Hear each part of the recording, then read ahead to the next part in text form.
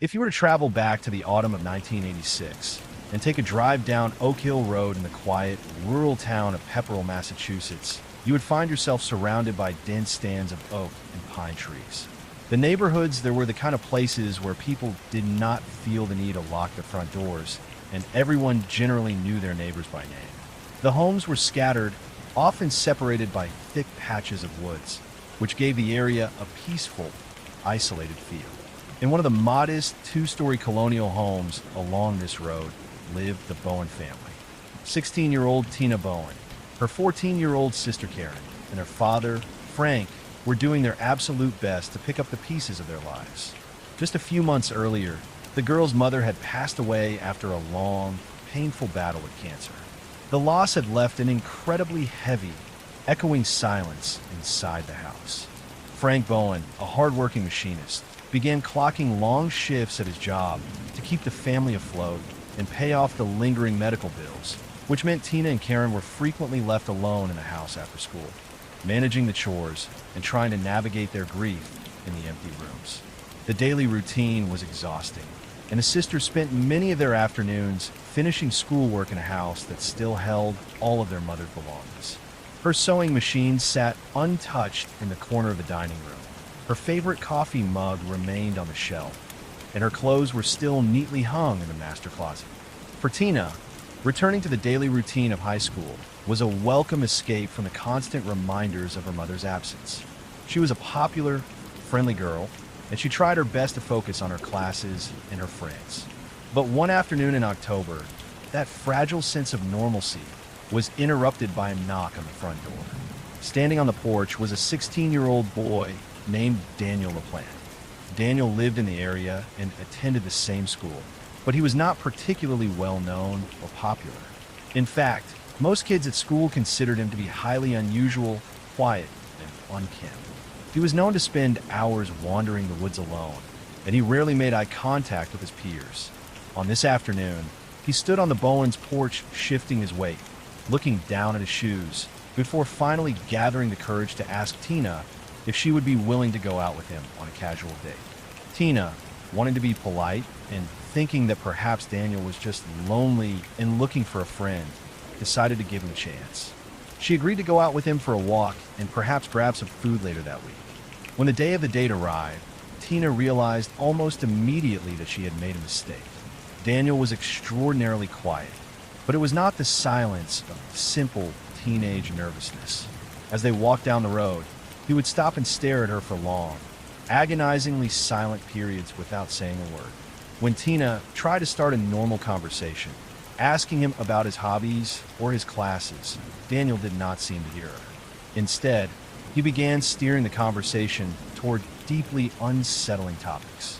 He began asking her highly invasive questions about her mother's passing, wanting to know exactly what it was like when she died and how the family had felt.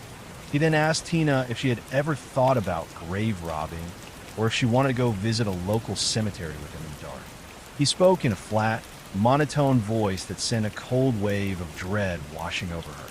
Terrified by his behavior and his intense, unblinking stare, she told him that she was not feeling well and needed to go home immediately. Daniel walked her back to Oak Hill Road in complete silence, never once looking at her, but keeping pace right beside her. Once she was safely inside her house, Tina locked the door behind her and resolved that she would never speak to Daniel LaPlante again, hoping he would simply take the hint and leave her alone. She told her sister Karen about the unsettling encounter, and both girls agreed that they would ignore him if he ever approached them at school or came back to their house. For the first week or two after the disastrous date, nothing happened, and Tina began to relax, thinking that Daniel had accepted her silence. But as November arrived and the New England winter began to set in, bringing shorter days and long, freezing nights, strange things began to happen inside the Bowen home. It started with very small, easily dismissed details that the family initially attributed to their own forgetfulness and the stress of their grief. Tina would leave her hairbrush on her bathroom counter in the morning, only to return home from school and find it sitting directly in the center of her bedroom desk. Frank Bowen would come home late from a long shift and notice that the television in the living room was tuned to a channel that nobody in the household ever watched, or that the thermostat had been dialed up to an uncomfortably warm setting. They began to wonder if they were simply losing their minds. But because they were all dealing with the emotional aftermath of their mother's death, they chose not to make a big deal out of it. They assumed that perhaps one of them was sleepwalking or simply misplacing items due to sheer exhaustion. As the days crawled on, the mystery deepened and began to create a quiet friction within the household. Frank, exhausted from working 12-hour shifts at the machine shop, initially grew frustrated with his daughters. He suspected that the girls, struggling to cope with their mother's passing, were acting out or playing careless pranks on each other. During dinner, he would gently but firmly ask them to stop moving household items. But both Tina and Karen tearfully denied touching anything. The tension in the home grew thick. Tina began to notice that small pieces of her jewelry, like inexpensive rings and necklaces left on her vanity, were vanishing entirely, only to reappear days later inside the pocket of her winter coat. Even Karen's stuffed animals on her bed were found rearranged in a tight, mock circle, staring directly at the bedroom door. But as the weeks progressed, the anomalies grew far more frequent and impossible to ignore. The family began noticing that food was disappearing from the kitchen at an alarming rate. Half-empty milk cartons would be found sitting on the basement stairs, and boxes of cereal would be left torn open on the kitchen floor in the morning. Later, investigators would discover a chilling explanation for this. While the family was asleep, Daniel would quietly slip out of the walls, creep into the dark kitchen, and open the refrigerator. Instead of taking the milk cartons out, he would insert a plastic drinking straw directly into the cardboard spout, sip from it, and place the carton back exactly where it had been. This left the cartons looking entirely untouched from the outside, while the liquid inside mysteriously vanished, a detail that deeply unsettled the family and fueled their growing paranoia. Then the sound began. At night, when the house was completely dark and silent, Tina and Karen would lie awake in their respective bedrooms, listening to a dull, rhythmic scraping sound coming from inside the walls. It sounded exactly like fingernails slowly dragging across the plaster right behind their headboards. When they told their father about the noises, Frank checked the attic and the basement, assuming they were dealing with a severe infestation of mice or squirrels that had nested in the crawl spaces to escape the winter cold. He climbed a wooden ladder into the dusty attic, shining his flashlight into the dark rafters. He found absolutely no signs of pests, no droppings, and no nesting materials.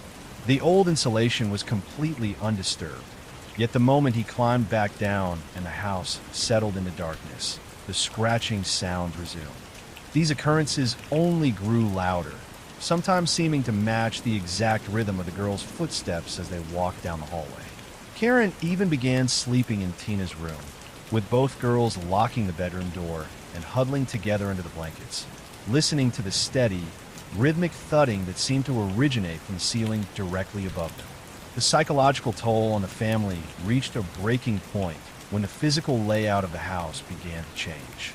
Doors that had been securely locked before bed would be found standing wide open in the morning. One afternoon, Tina went down to the cellar to do a load of laundry and froze at the bottom of the stairs. Painted on the cold, gray concrete wall in crude, dripping letters was a message referencing her deceased mother, telling Tina that her mother was watching her from the dark. Later, another message appeared on a bedroom wall, written in shaving cream, telling Tina that someone was inside the room with her. The foam was still wet and dripping down the wallpaper when Tina discovered it, indicating that whoever had written it had been in the room just moments before.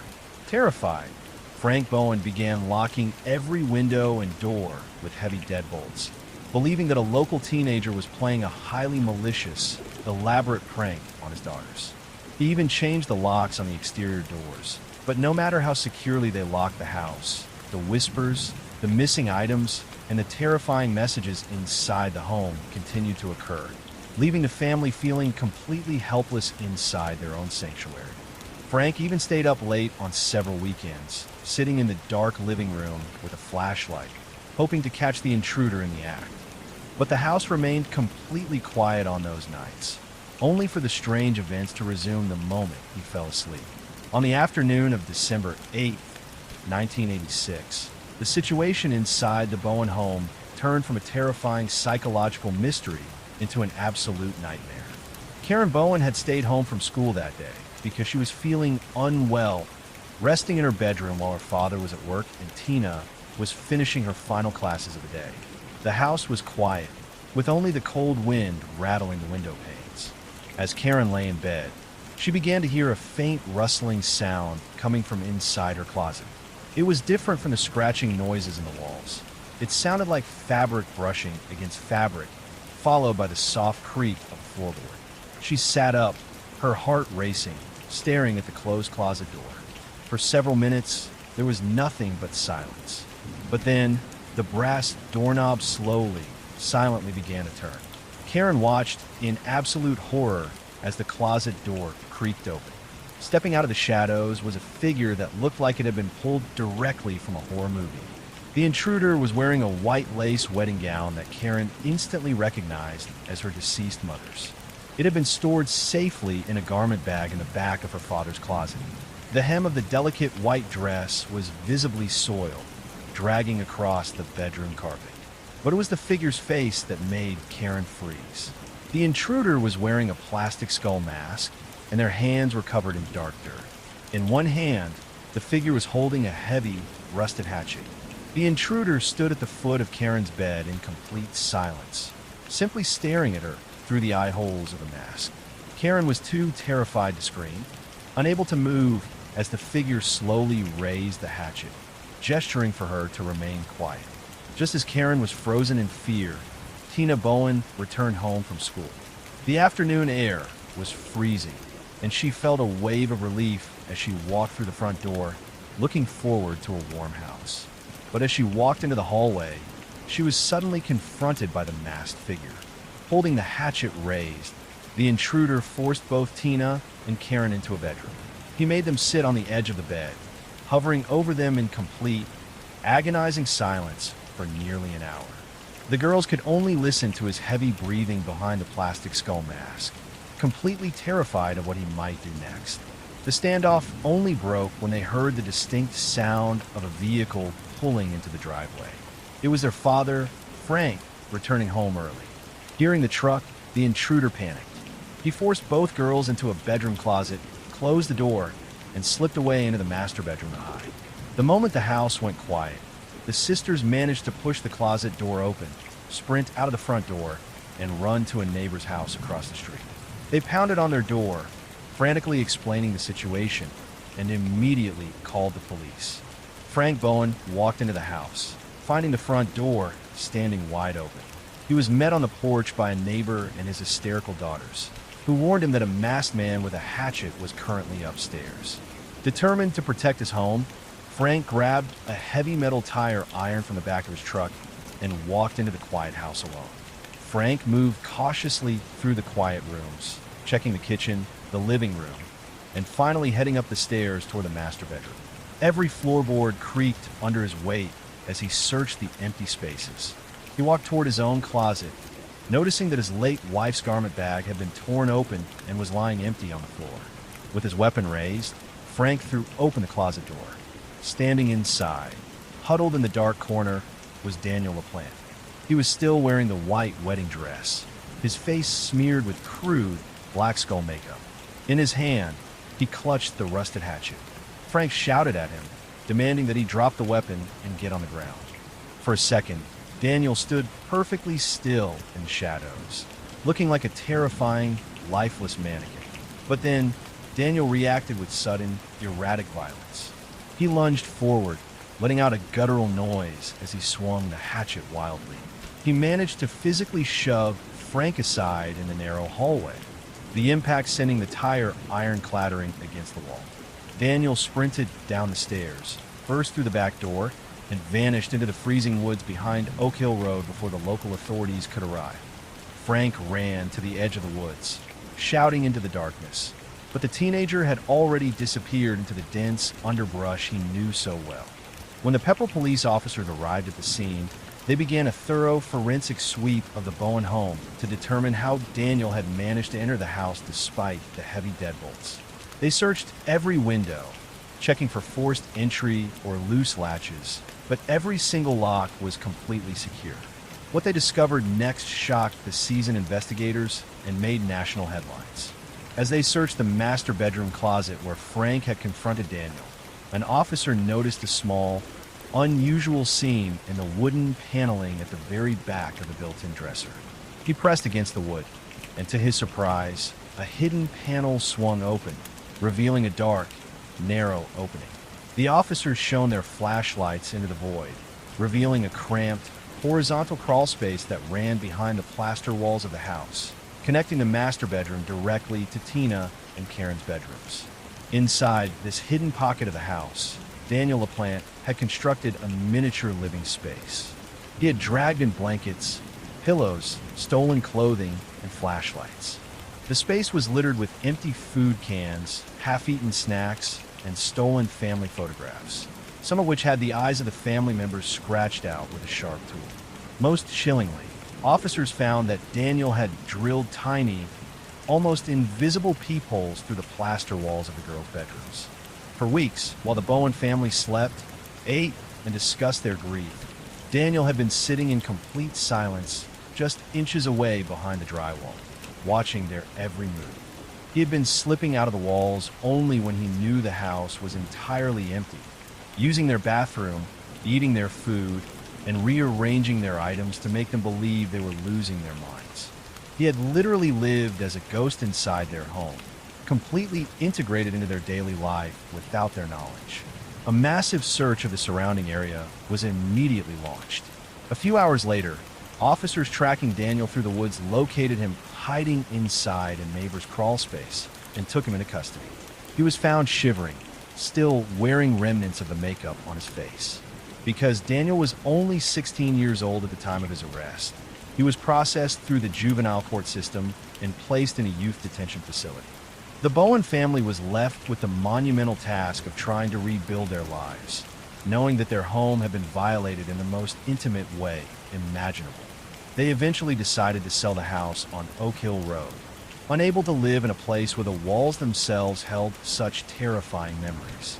However, the legal system did not keep Daniel detained. By October of 1987, despite the extreme nature of his crimes and clear signs of psychological instability, Daniel's mother managed to raise the money to pay his bail. He was released from the juvenile facility and allowed to return to the local area under his mother's supervision, pending a final trial date. The community of Pepperell and the surrounding towns of Townsend and Groton were left in a state of constant anxiety, knowing that the teenager who had lived in the walls of Oak Hill Road was once again walking the streets. Neighbors began double-checking their locks, installing outdoor security lights, and warning their children to stay indoors after dark, as rumors spread that Daniel had been spotted wandering near the local woods once again. This anxiety proved to be entirely justified. While out on bail, Daniel committed another break-in, but this time his target was the home of a local Pepperell police officer. From that house, he stole multiple handguns and a significant amount of ammunition, the very weapons he would soon carry with him into the neighboring town.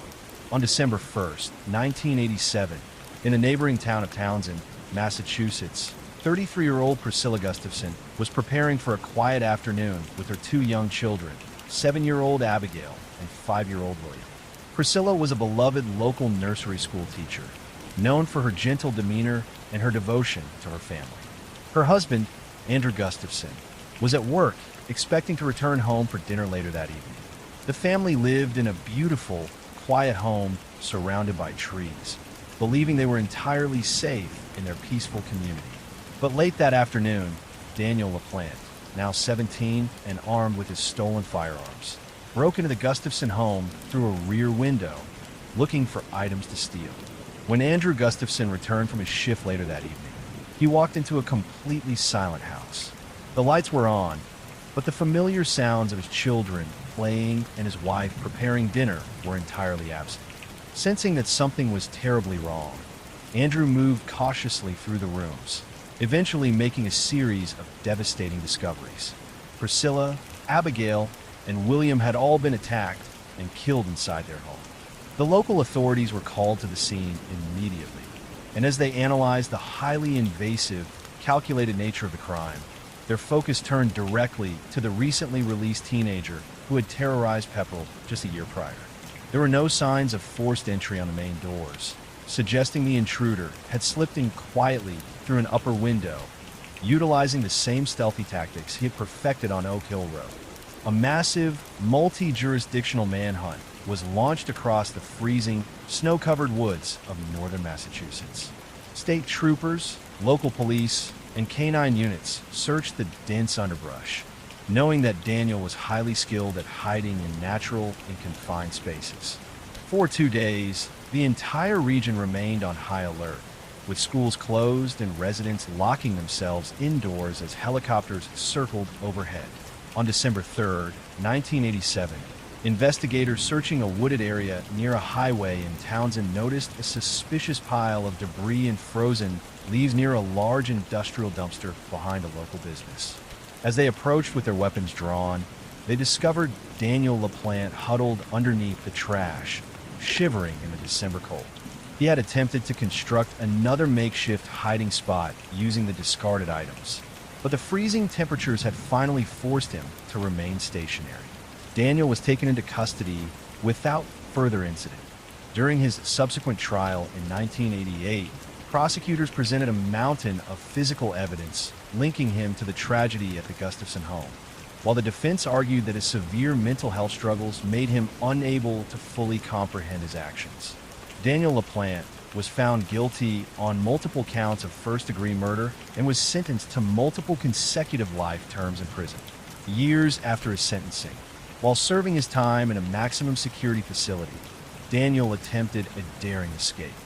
Guards discovered him trying to squeeze his body through a claustrophobic, incredibly narrow air duct in the prison ceiling. Even as an adult, he still retained that unnatural, terrifying comfort with navigating tight, pitch-black crawl spaces, proving that the habits he had formed on Oak Hill Road had never left him. Today, Daniel remains incarcerated in a maximum security prison. This investigation raises difficult, timeless questions about home security, community safety, and the terrifying vulnerabilities of quiet neighborhoods.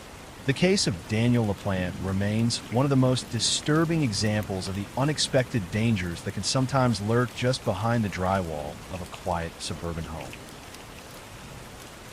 By the late autumn of 2016, the quiet, sun-drenched community of Redding, California, had become a haven for young families. Surrounded by the dense greenery of national forests and the towering peaks of majestic mountains, it was a tight-knit place where parents felt entirely safe letting their children play in the front yards. And the local hiking trails were constantly filled with joggers and families enjoying the crisp, northern California air. In a beautiful home tucked away in one of these peaceful neighborhoods lived 34-year-old Sherry Papini, her husband Keith, and their 2 young children. To anyone who knew them, the Papinis seemed to have the perfect suburban life. Sherry was a devoted, stay-at-home mother who was deeply involved in her children's daily routines, known for her bright smile, her love for alternative crafts, and her dedication to keeping her family healthy and active. She frequently posted on online forums about her parenting journey, sharing tips on organic eating and handmade children's clothes, which earned her a reputation as a picture-perfect homemaker. Before we continue to the story, if you enjoy true crime stories like this, please subscribe and hit the like button to support the channel. It really helps us bring more untold cases to light. On the afternoon of November 2nd, 2016, Keith Papini finished his shift at a local electronics retailer and began his drive home, looking forward to a quiet evening with his family. But when he walked through the front door around 5 o'clock, he was met with an unusual, unsettling silence. The house was completely empty, which was highly out of character for that time of day. He walked into the kitchen, noticing that the mail was still sitting on the counter, but there was no sign of Sherry or the kids.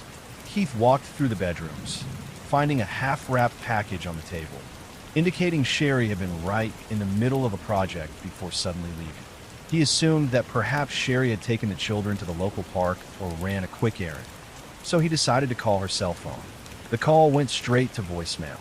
Growing slightly concerned, he called the children's daycare facility to see if they were still there. The receptionist on the other end of the line confirmed that the children were indeed still at the facility, waiting to be picked up. Keith felt a sudden, sharp spike of anxiety. Sherry was incredibly punctual, and she had never once forgotten to pick up her children from daycare. Keith immediately drove to the daycare, collected his children, and returned home, his mind racing with worry. He tried calling her phone several more times, but each attempt was met with the same cold, automated voicemail message. He decided to log onto his computer and use a digital tracking application to see if he could locate Sherry's cellular device. The screen showed a pulsing blue dot located just about a mile away from their home, near the intersection of Sunrise Drive and Old Oregon Trail, a quiet rural road where Sherry frequently went for her afternoon jogs. Keith buckled his children back into the car and drove straight to the coordinates, hoping to find Sherry's car parked on the side of the road with a flat tire. But when he arrived at the quiet, gravel intersection, there was no vehicle in sight. Instead, lying directly on the grassy shoulder of the road was Sherry's phone. As Keith stepped out of his car and approached the device, he noticed something incredibly strange. The phone did not look like it had been dropped during a frantic struggle. It was placed perfectly face up in the grass.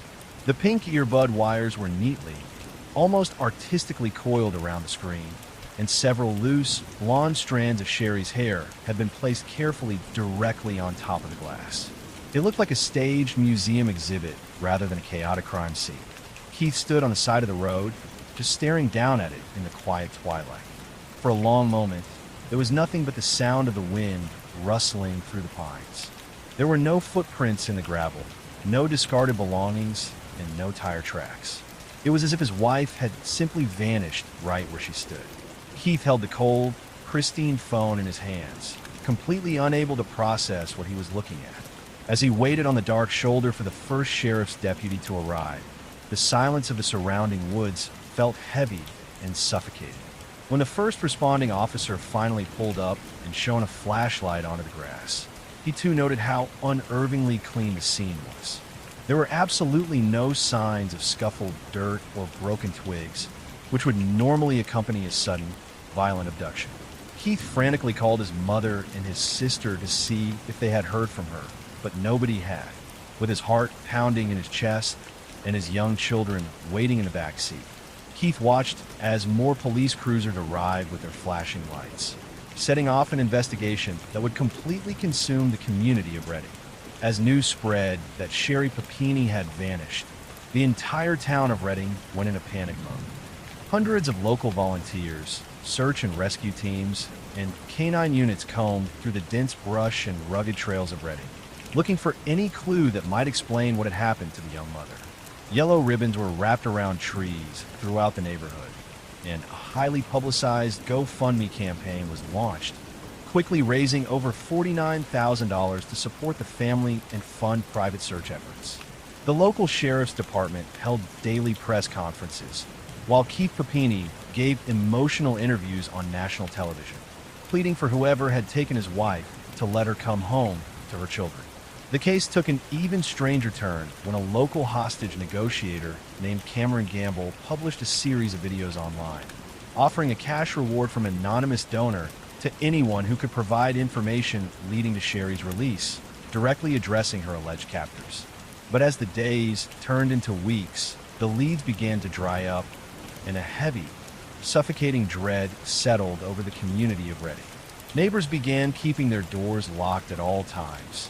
Local women stopped jogging on the rural roads, and local outdoor stores reported a massive spike in the sale of pepper spray and personal safety alarms, as everyone feared that a highly organized predator was actively hunting in their quiet town. Then, in the early morning hours of Thanksgiving Day, November 24, 2016, exactly 22 days after Sherry had disappeared, a truck driver was navigating a dark, foggy stretch of Interstate 5 in Yolo County, about 150 miles south of Reading. The highway was pitch black, with thick patches of valley fog rolling across the asphalt. making visibility incredibly poor. Through the mist, the driver spotted a fragile, emaciated figure standing on the shoulder of the road, desperately waving a piece of light-colored fabric. At first, the driver hesitated, knowing how dangerous it was to stop on a dark highway in the middle of the night. But something about the frantic, desperate shape of the woman made her pull over. She turned on her hazard lights and walked back toward the shivering figure. It was indeed Sherry Papini, and her physical condition was horrifying to witness. She was covered in deep purple bruises, her nose was visibly crooked, and her signature long blonde hair had been crudely chopped off to her shoulders in jagged, uneven layers. She appeared severely underweight and emaciated, looking like a ghost in the dim light of the truck's high beams. Most terrifying of all was the heavy metal chain wrapped securely around her waist, locked with a padlock, with her wrists bound together tightly in front of her by plastic zip ties and metal restraints around her ankles. She was freezing, terrified, and screaming for help, clutching a dirty rag in her bound hands, entirely unable to explain where she had been. As she collapsed onto the lower step of the semi-truck's cab, the metallic clinking of her chains against the steel steps echoed loudly through the quiet, foggy night.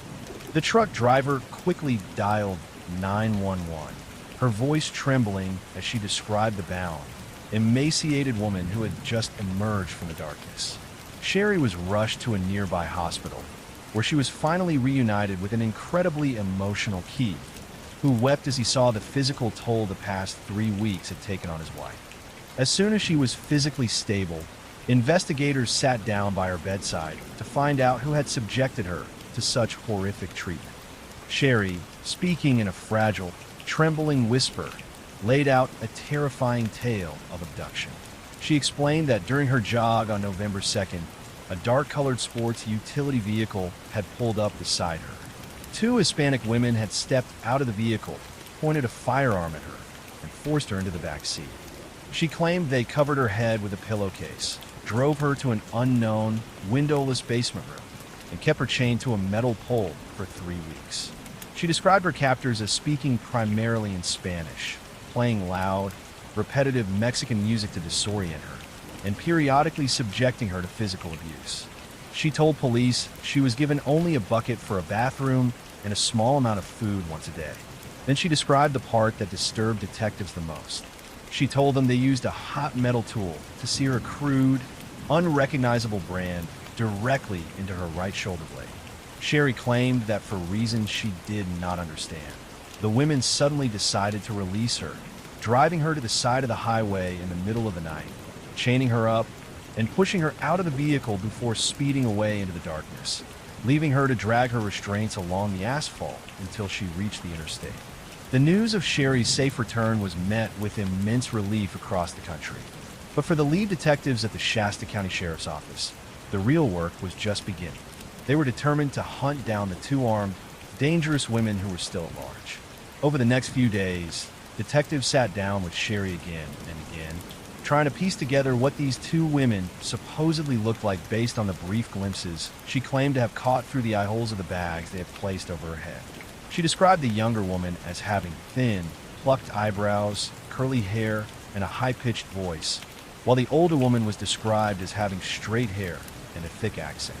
But as the detectives began digging deeper into the physical evidence, they began running into highly unusual anomalies that did not seem to align with a standard kidnapping case. First, despite Sherry's claim that she had been held in a windowless room and starved for 3 weeks, detectives quickly noticed something strange about her injuries. Her broken nose was not a severe fracture, and the bruising on her body was in various stages of healing that suggested it had been inflicted over a very short window of time, rather than through continuous, systematic abuse. Furthermore, the metal brand on her shoulder was remarkably clean, with no signs of the severe infection that would normally occur if a captive were branded in a dirty, unhygienic basement. Detectives also searched the highway security footage from Yolo County and Redding, looking for any sign of a dark-colored SUV matching her description, but no such vehicle was ever captured on any of the regional traffic cameras. The composite sketches of the 2 women were circulated nationwide, But despite receiving thousands of tips from the public, none of the leads ever materialized into a viable suspect. As the months dragged on, detectives started pulling apart Sherry's phone records and online activity, uncovering a trail of burner phones and secret communications that painted a vastly different picture of her personal life. They discovered that just days before she disappeared, Sherry had been secretly communicating with a completely different man who lived in Michigan. She had convinced this man that her husband was severely abusive and that she desperately needed to escape. This man from Michigan was a quiet, lonely individual who genuinely believed he was acting as a brave savior for a woman in extreme danger. He spent his own savings to purchase an airline ticket, flew all the way to California, rented a car, and sat waiting at a designated spot to pick her up just days before she vanished. He sat in that rental car for hours, clutching the steering wheel and watching the highway, completely unaware that Sherry had stood him up at the very last second because she had decided to go with her ex-boyfriend, James Reyes, instead. When detectives uncovered these detailed travel records and the associated text messages, they realized that Sherry was not a passive victim, but an active director who was desperately shopping around for anyone willing to help her stage an escape. Then detectives found something they absolutely did not expect. On the clothes Sherry had been wearing that night, they recovered male DNA. It was a clear, high-quality profile found as touch DNA on her underwear and sweatpants. Investigators ran this male DNA through the state and federal CODIS databases, expecting it to match a known offender, but the search returned absolutely no results. Keith Papini voluntarily submitted his own DNA, which was immediately ruled out.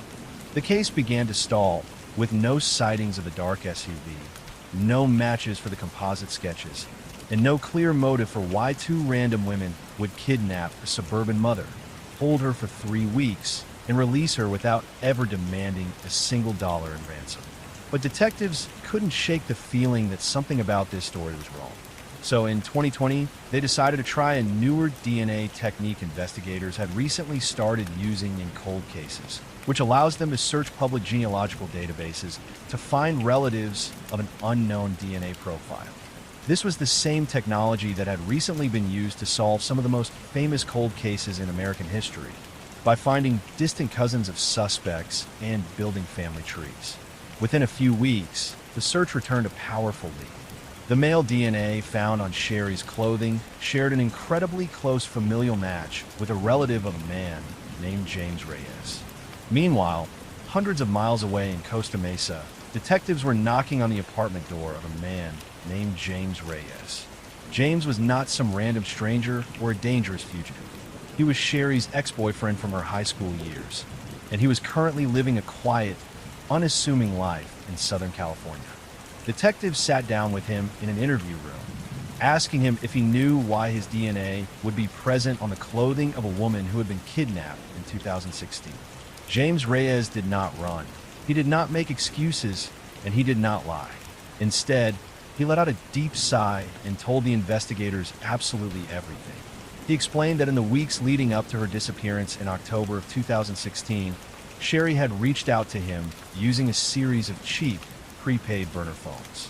She had claimed that her husband was being severely abusive toward her, telling James that she was completely terrified for her life and desperately needed a safe place to hide. James, believing his high school sweetheart was in extreme danger, agreed to help her. On the morning of November 2nd, James drove all the way up from Costa Mesa to Redding in a rented truck, picked Sherry up on the side of Sunrise Drive, where she had been jogging, and drove her straight back to his apartment in Southern California. For 3 weeks, while search parties combed the woods of Redding and her family wept on national television, Sherry was sitting safely inside James's apartment. While she claimed she was kept in a freezing, dark, windowless basement, James's apartment was actually a sun-drenched coastal townhouse with no basement at all. She spent her days inside the apartment, eating, resting, and staying out of sight. She kept the window blinds tightly shut at all times, instructing James to tell any visitors that he was alone. Occasionally, she would step out onto his outdoor balcony to get some fresh air, but she wore a giant, floppy sun hat and oversized sunglasses to hide her face from the neighbors. Neighbors later recalled seeing a strange, heavily disguised woman sitting on the deck, but had no idea she was the missing mother being searched for nationwide. James then revealed the most chilling detail of the entire deception. As the weeks went on, Sherry realized that she eventually had to return to her life, but she knew she needed a highly convincing cover story to explain her absence. She began systematically instructing James to help her fabricate the physical evidence of her captivity. She asked him to chop her hair off with scissors. She intentionally restricted her eating to lose weight, and she asked him to hit her in the face to bruise her eyes and break her nose. When James refused to hurt her, she resorted to throwing herself against the furniture and pinching her own skin to create the bruising. To create convincing facial injuries, she instructed James to strike her, causing dark swelling and bruising around her eyes. She would stand in front of his bathroom mirror, carefully examining the swelling, adjusting her instructions to ensure the injuries looked entirely authentic to a forensic doctor.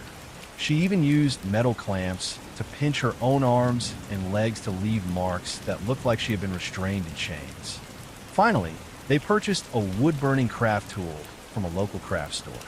Sherry actually made James practice burning a piece of scrap wood first to make sure the metal tip was hot enough and to see what kind of mark it would leave, before instructing him to press the hot metal tool directly into her shoulder blade to create the brand, making it look like a crude, primitive symbol. The branding left a severe burn on her shoulder, which she intended to use as proof of captivity, fully committed to making her story of survival as believable as possible. James explained that he had simply been a pawn in her game, genuinely believing he was saving her from an abusive household, entirely unaware of the massive national search. In August of 2020, armed with James Reyes's full confession and the physical evidence from his apartment, federal agents and local detectives called Sherry and Keith Papini into a local police station. They claimed they wanted to show Sherry some new composite sketches of her alleged kidnappers to see if she could identify them. The meeting was quietly recorded by investigators. As Sherry sat at the table, sticking to her story about the two Hispanic women, a federal agent leaned forward, stopped the interview, and finally told her they already knew the truth. He presented her with the DNA evidence, showed her the photographs of James Reyes's apartment, and explained that they had already spoken to her ex-boyfriend, who had confessed to everything. And the second they told her they already knew about James Reyes, the entire mood in that room changed. Sherry immediately began to panic, crying hysterically and desperately trying to maintain her story, claiming that James must have been the one who set her up and that he was a liar. She rocked back and forth in her chair, repeating her accusations against her ex-boyfriend, completely unaware that the detectives had already verified James's phone logs, his work records, and his bank transactions, showing he was in Costa Mesa during her disappearance. To break the illusion completely, the federal agents reached into a bag and produced the items they had taken from James's apartment. They set the actual wood-burning craft tool directly on the metal table right in front of Sherry and Keith, along with the receipts from the craft store. Sitting right next to her at the table was Keith Papini. As the federal agents laid out the undeniable proof that his wife had voluntarily walked away from their children, spent 3 weeks with an ex-boyfriend, and forced him and his family to endure weeks of absolute torture for a complete lie, Keith sat in absolute, stunned silence. The physical proof of the craft tool shattered everything. The sudden, nauseating realization that his wife had willingly allowed another man to press that hot metal into her skin while he was weeping on national television was entirely visible on his face. He put his head in his hands, completely unable to process the betrayal, before silently standing up and walking out of the room, leaving Sherry alone with the investigators. In March of 2022, Sherry Papini was officially arrested and charged with federal mail fraud and lying to federal law enforcement officers, as she had accepted over $30,000 in victim compensation funds to pay for therapy, home security systems, and other expenses following her kidnapping. She pleaded guilty to the charges, expressing remorse for her actions in a written statement. In federal court, prosecutors detailed the immense financial and emotional toll her deception had taken on the state, noting that the search and subsequent investigation had cost taxpayers hundreds of thousands of dollars. She was sentenced to 18 months in federal prison in order to pay over $300,000 in restitution to cover the costs of the massive search effort. Keith Papini filed for divorce almost immediately after her arrest, seeking full custody of their children and completely cutting ties with his ex-wife. Today, the case remains one of the most shocking fabricated kidnapping investigations in modern American true crime, leaving a quiet California community to heal from a crime that investigators eventually concluded had been entirely fabricated by the supposed victim herself. By the summer of 2018, the quiet, rapidly growing town of Frederick, Colorado, had become incredibly popular with young families looking for a peaceful suburban life. Surrounded by wide-open plains with the majestic Rocky Mountains towering in the distance, it was the kind of place where neighbors held weekend block parties and children rode their bikes down the wide, pristine sidewalks. In one of the town's beautiful, newly constructed two-story homes lived 33-year-old Chris Watts, his 34-year-old pregnant wife Shannon, and their two young daughters, 4-year-old Bella and 3-year-old Celeste. To anyone looking in from the outside, the Watts family seemed to have hit the absolute jackpot of suburban happiness. Shannon was a vibrant, successful direct sales representative who loved sharing their lives online, constantly posting videos of Chris playing with the girls and praising him as the most patient, loving husband imaginable. In the early morning hours of August 13, 2018, a close friend and colleague of Shannon's named Nicole Atkinson pulled her car into the dark driveway of the Watts home. The clock read roughly 2 a.m. The air was incredibly still, and the only sound was the distant hum of the highway. The two women had just returned from a weekend business trip in Arizona, but their flight had been severely delayed. Shannon was 15 weeks pregnant and had been struggling with severe exhaustion and morning sickness throughout the trip, making her eager to finally get home to her bed. Shannon also suffered from lupus, a chronic autoimmune disease that made her daily health a constant, delicate balance, meaning she required regular rest and a strict schedule of medication. Nicole watched as Shannon, carrying her luggage, walked up to the front door, waved goodbye, and stepped inside the quiet house. Feeling reassured that her pregnant friend was safely home, Nicole put her car in reverse and drove away, looking forward to getting some sleep. But just a few hours later, Nicole's phone rang. It was an automated reminder for a prenatal doctor's appointment that Shannon was scheduled to attend later that morning. Nicole knew how incredibly excited Shannon was about this baby, and she also knew that Shannon never missed an appointment. When Nicole tried calling her to see if she needed a ride, the call went straight to voicemail. She sent several text messages, but the screen remained blank with no reply. This was immediately alarming because Shannon lived on her phone. Her entire direct sales business relied on constant social media updates and communication. Not replying to a text for hours was completely unheard of for her. Growing increasingly worried, Nicole decided to drive back to the Watts home to check on her. When she arrived, she noticed Shannon's car was parked directly inside the garage, but the house itself was completely dark. Nicole walked up to the front porch, rang the doorbell, and knocked heavily on the glass. There was no sound from inside, except for the frantic barking of the family dog, Dieter, who was pacing behind the door. Nicole peered through the narrow sidelight window next to the front door. She could see that the home's heavy security latch was bolted from the inside, meaning someone had to be in the house. She noticed Shannon's shoes were sitting neatly by the entryway, right where she always left them, which meant she had definitely not walked out of the house. Nicole decided to call Chris, who was currently at his job at a local oil field. Chris answered the phone, and his voice sounded remarkably calm. He told Nicole that Shannon had likely taken the girls and gone to a friend's house for a play date. But Nicole immediately pushed back. She pointed out that Shannon's SUV was sitting in the garage, and more importantly, the children's car seats were still strapped inside the vehicle. There is absolutely no way Shannon would have walked down the street with two toddlers in the heat without car seats. Furthermore, given her health issues and pregnancy, she would never have gone anywhere without her essential daily medications, which were still inside the house. Realizing his excuse had fallen apart, Chris hesitated on the phone before agreeing to leave work and drive home to unlock the front door.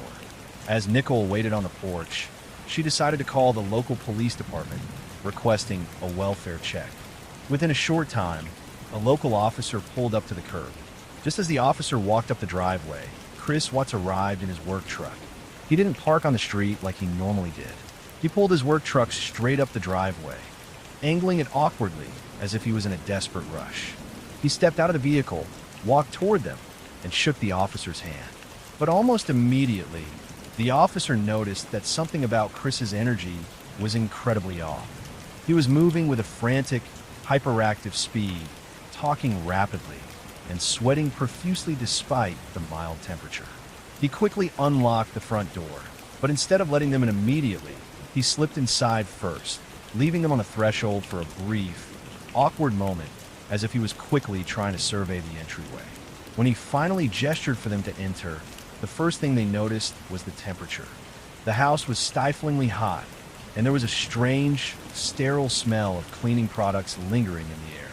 The home was completely pristine, but it held a heavy, empty silence. As Nicole and the officer walked through the rooms, they began making discoveries that made the hair on the back of their necks stand up. Sitting directly on the kitchen counter was Shanann's purse, containing her keys, her wallet, and her vital medication. While the officer searched, Chris immediately headed toward the backyard, claiming he needed to let the dog out. But Nicole noticed his movements were incredibly erratic. Chris followed them closely, walking in circles around the kitchen island. He kept talking, but instead of focusing on where his family might be, he began explaining his daily work schedule, pointing out how clean the kitchen was and mentioning a minor leak in the basement. It was as if he was trying to fill the quiet rooms with as much background noise as possible. Upstairs in the master bedroom, her cell phone was tucked deep between the cushions of the sofa, completely turned off. When Nicole called the phone, they could hear the muffled vibration. Chris watched in silence as Nicole reached deep between the cushions to pull out. He shrugged, casually telling the officer that Shannon sometimes hid her phone when she wanted to disconnect from social media, a claim Nicole knew was a lie. Nicole then walked over to the master bedroom's nightstand and froze. Sitting directly on the wood was Shanann's wedding ring. She never, under any circumstances, took that ring off, especially not to leave the house. The bed was unmade, with the top sheet completely stripped off, which was highly out of character for the meticulous Shannon. Chris hovered in the doorway of the bedroom, nervously shifting his weight from foot to foot. He kept repeating his story that they had gotten into a highly emotional conversation earlier that morning, but his details were incredibly vague. He claimed she told him she was taking the girls and leaving, but he couldn't explain why she would leave her car, her purse, her phone, her wedding ring, and her children's vital medication behind. As they stood in the kitchen, a next-door neighbor named Nate walked over to the driveway. Nate had a high-definition security camera mounted on his garage that pointed directly down the Watts driveway. He invited Chris and the officer into his living room to view the footage from early that morning to see if they could spot Shannon leaving. The three of them stood in Nate's dark living room, staring at the television screen. The footage showed Chris backing his work truck directly up to the garage door at 5:17 a.m. He spent the next 50 minutes walking back and forth between the house and the truck bed, loading heavy items before driving away. Nate pointed out something highly unusual about the truck. Chris had never backed his truck up to the garage door before. He always parked it on the driveway or on the street. But on this morning, he had positioned the truck's bed directly against the garage door, blocking any view of what he was loading. As the video played, Nate quietly watched Chris's reaction. Chris was not even looking at the screen where his truck was moving. Instead, he was pacing back and forth, holding his head in his hands, rocking from side to side, and talking incredibly fast to explain away the footage, claiming he was just loading his heavy work tools. He kept emphasizing how heavy his toolboxes were, pointing at the screen and trying to divert the officer's attention to the technical specifications of his equipment. The second Chris and the officer walked back outside, Nate leaned over to a family friend who had joined them and whispered that Chris was acting completely bizarre. Nate pointed out that Chris was normally an incredibly quiet, reserved guy who barely spoke a word. But on the screen, he was practically vibrating with nervous energy, acting as if he was desperately trying to hide a massive secret. By the following afternoon, the story of the missing pregnant mother and her two adorable daughters had exploded across national news. Television crews and reporters lined the street outside the Watts home, setting up satellite dishes and cameras on the manicured lawns. Chris Watts walked out onto his front porch wearing a simple blue t-shirt, agreed to do a series of live interviews, and stood directly in front of microphones. But as the cameras started rolling, the entire country watched in absolute bafflement. Chris stood on the porch in the bright Colorado sun, looking directly into the lenses, pleading for his family to return. But he was not crying. In fact, he was doing the exact opposite. He was smiling. He was swaying back and forth, crossing his arms, and occasionally letting out a nervous, breathless laugh. He spoke about his wife and daughters in a strangely casual, detached tone, almost as if he was talking about neighbors he barely knew rather than his own flesh and blood. At one point, a reporter asked him directly if he had gotten into a fight with his wife before she vanished. Chris smiled, shook his head, and casually replied that it wasn't a fight, just an emotional conversation. He kept referring to the girls in the past tense, saying how much they used to love their rooms and how the house felt empty without the noise of them running around. To anyone watching at home, the disconnect between his words and his physical behavior was absolutely terrifying. Neighbors and strangers alike felt a cold chill watching him shrug his shoulders on television, seemingly more inconvenienced by their absence than brokenhearted. As those bizarre interviews aired live, friends of the family who were watching from their own living rooms felt an immediate, sickening sense of dread. The man on the television screen was completely unrecognizable to them. He was usually incredibly quiet and shy, yet here he was standing on his porch, eagerly soaking up the attention of dozens of cameras, acting almost like a proud host showing off his property rather than a man whose entire family had vanished. While the media circus continued in the front yard, the police decided to bring in highly trained search and rescue K, 9 units to sweep the interior of the house. The handlers walked 2 dogs through the front door, one trained to find living people, and the other a specialized cadaver dog trained to find the scent of human decomposition. As the dogs moved through the pristine rooms, they began signaling frantically. The cadaver dog went straight to the master bedroom closet, pawing at the floor and whining in distress. It then moved downstairs, tracking a faint scent straight to the garage, and stopping directly at the rear of Chris's work truck. Chris watched this happen from the hallway, casually leaning against the wall, utterly unbothered. When the officers asked him if he knew why the dogs were reacting that way, he simply smiled, shook his head, and suggested that maybe the dogs smelled the garbage he had loaded earlier that week. The local community in Frederick began holding vigil services, lighting candles, and placing stuffed animals near the front gate of the neighborhood. But Chris remained almost entirely detached from the communal grief. He spent his time wandering around the perimeter of his property, occasionally chatting with journalists, as if he were merely a curious spectator rather than the center of the tragedy. Behind the scenes, detectives were quietly trying to piece together where Sean and the girls could have gone. They decided to look into the digital tracking systems built directly into Chris's work truck. Because his vehicle was owned by his employer, it was equipped with an advanced GPS telematics system that recorded every single move the truck made, down to the exact second. When detectives pulled these logs, they realized they were looking at a highly specific, disturbing timeline. On the morning of the disappearance, immediately after backing his truck up to the garage at 5:17 a.m., Chris did not drive his normal route. Instead, the GPS showed he drove straight to a remote, isolated oil field owned by his employer, Anadarko Petroleum, known as Servia 319. The truck had idled there in the middle of the desolate plains for an unusually long time. When investigators checked his personal phone to see who he was talking to during those hours, they noticed that entire message threads, call logs, and search histories from the night before had been completely wiped clean. He was actively trying to destroy his digital footprint, and nobody could understand why. He was presenting himself as a worried, grieving husband, but behind closed doors, he was hiding a massive, dark secret that detectives were desperately trying to crack. But detectives couldn't shake the feeling that something about this story was wrong. So they invited Chris down to the police station, asking him if he would be willing to undergo a standard polygraph test to help rule him out of the investigation. Chris, confident that he could maintain his calm exterior, agreed to the test. He sat in a small, windowless interview room as Agent Tammy Lee quietly attached the sensors to his chest and fingers. Tammy Lee didn't start the interview by accusing him.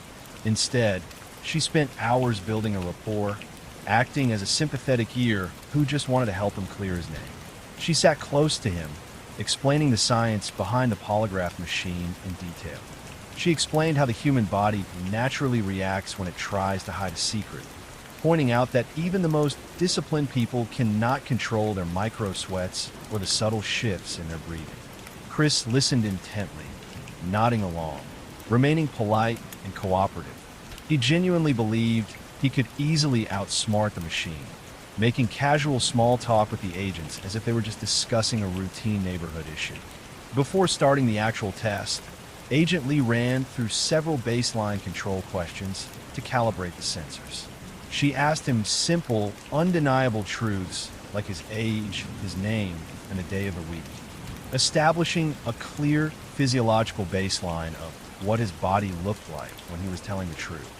Chris answered these easily, his voice steady and relaxed. But then the atmosphere in the room completely shifted. The casual small talk stopped, and the sensors were set to record. The room fell into a dead silence, with the only sound being the faint, rhythmic clicking of the computer capturing his vitals. Lee looked him directly in the eyes and asked three simple, devastating questions. Did you physically harm your wife? Do you know where she is? And are you lying to me about her disappearance? Chris answered no to each one, keeping his voice perfectly level, but behind his calm face, the needles on the chart began jumping wildly. The test was not a close call. Chris failed the polygraph miserably, with his stress levels spiking to extreme levels on every single question. His score was a -18, a number that indicated absolute and undeniable deception. In the world of polygraph testing, a score of -4 is considered deceptive. A -18 was practically off the charts. He had tried to control his breathing and keep his heart rate down, but his body had betrayed his massive physical panic. Agent Lee sat back, unhooked the sensor from his fingers, and looked him in the eye. She didn't yell or show anger. Instead, she laid the charts on the table between them and finally told him they already knew the truth. She leaned forward and explained that they had recovered his deleted phone records and finally broke his entire secret life wide open. They had discovered that the image of the devoted, perfect family man was a complete illusion. Chris had been actively using a secret photo vault app on his phone, cleverly disguised to look like a completely normal working calculator. Behind that digital lock, detectives had uncovered a massive, hidden archive of photos of a female co-worker named Nicole Kessinger. He was actively involved in an intense, secret affair with her, and he had lied to his mistress, telling her that his divorce was finalized and that he was completely free to start a new life. He had spent hours searching the internet for the cost of jewelry, high-end restaurants, and local apartments for them, all while his pregnant wife was trying desperately to save their marriage. When Nicole Kessinger saw the news of Shanann's disappearance, she realized she had been lied to on an unbelievable scale, and she had immediately contacted the police to hand over her phone and show them their entire message history. The realization that his secret life was completely exposed, and that the investigators had every single detail of his affair, shattered Chris's composure. The confidence completely drained from his body, but instead of pushing him aggressively, the investigators decided to try a different psychological tactic. They knew Chris was incredibly close to his father, Ronnie Watts, who had just flown in from North Carolina. They escorted Ronnie into the interrogation room, closed the door, and let the father and son sit together in the quiet. Through the two-way mirror, detectives watched as Chris looked incredibly small in his chair, staring down at his hands while his father sat beside him, quietly urging him to just be honest. Ronnie leaned in, speaking in a low, gentle voice, telling Chris that whatever had happened, they would face it together as a family. And the second Chris was left alone with his father, his entire composure shattered. He slumped over the table, weeping, and confessed to a horrific version of events. But it was a calculated lie. He claimed that after he told Shannon he wanted separation, he walked into the girl's bedroom and saw Shannon strangling Celeste on the baby monitor while Bella was already lifeless on the bed. He claimed that in a fit of absolute rage, he flew at Shannon and strangled her to death to defend his children. He held on to his father, sobbing into his shoulder, trying to paint himself as a protective father who had simply snapped under the pressure of a sudden tragedy. Detectives watching through the glass did not believe his story for a second. They knew it was a desperate attempt to shift the blame to his deceased wife, but they kept their composure and chose not to interrupt him. They knew they had to get him to reveal where the bodies were hidden before he shut down completely. They walked back into the room, speaking softly, and asked him where he had taken them. Chris, still crying and gasping for air, asked for a pen and a piece of paper. With a trembling hand, he drew a crude map on a piece of paper, pointing to a remote oil field owned by his employer, Anadarko Petroleum. On the morning of August 16, 2018, a convoy of police vehicles and search teams drove out to the remote Colorado oil field. The wind was howling across the dusty dirt roads as investigators walked up to the massive, towering oil storage tanks. Armed with Chris's map, they began a search that would haunt every officer on the scene for the rest of their lives. They found Shanann's body buried in a shallow, hastily dug grave in the dirt nearby. But as they looked up at the towering steel oil tanks, they realized the horrific truth of what Chris had done. He had squeezed his two young daughters through the tiny, 8-inch openings at the top of the dark tanks, submerging them in the crude oil. It took days of highly technical, dangerous work for forensic teams to safely recover the little girls from the dark fluid. Facing a mountain of physical evidence and the prospect of the death penalty, Chris Watts finally decided to plead guilty to all charges in November of 2018. During a subsequent chilling interview from prison, he finally abandoned his lies and described the true sequence of events from that morning. He admitted that he had taken the lives of his wife and his two beautiful daughters himself, driven by a desperate, delusional desire to erase his old life and start completely fresh with his new partner. Today, Chris Watts remains locked away in a maximum security prison, serving multiple consecutive life sentences without the possibility of parole. The case remains one of the most shocking fabricated kidnapping investigations in modern American true crime, leaving a quiet Colorado community to heal from a crime that investigators eventually concluded was driven by a husband and father who was willing to destroy his entire world for the promise of a new beginning.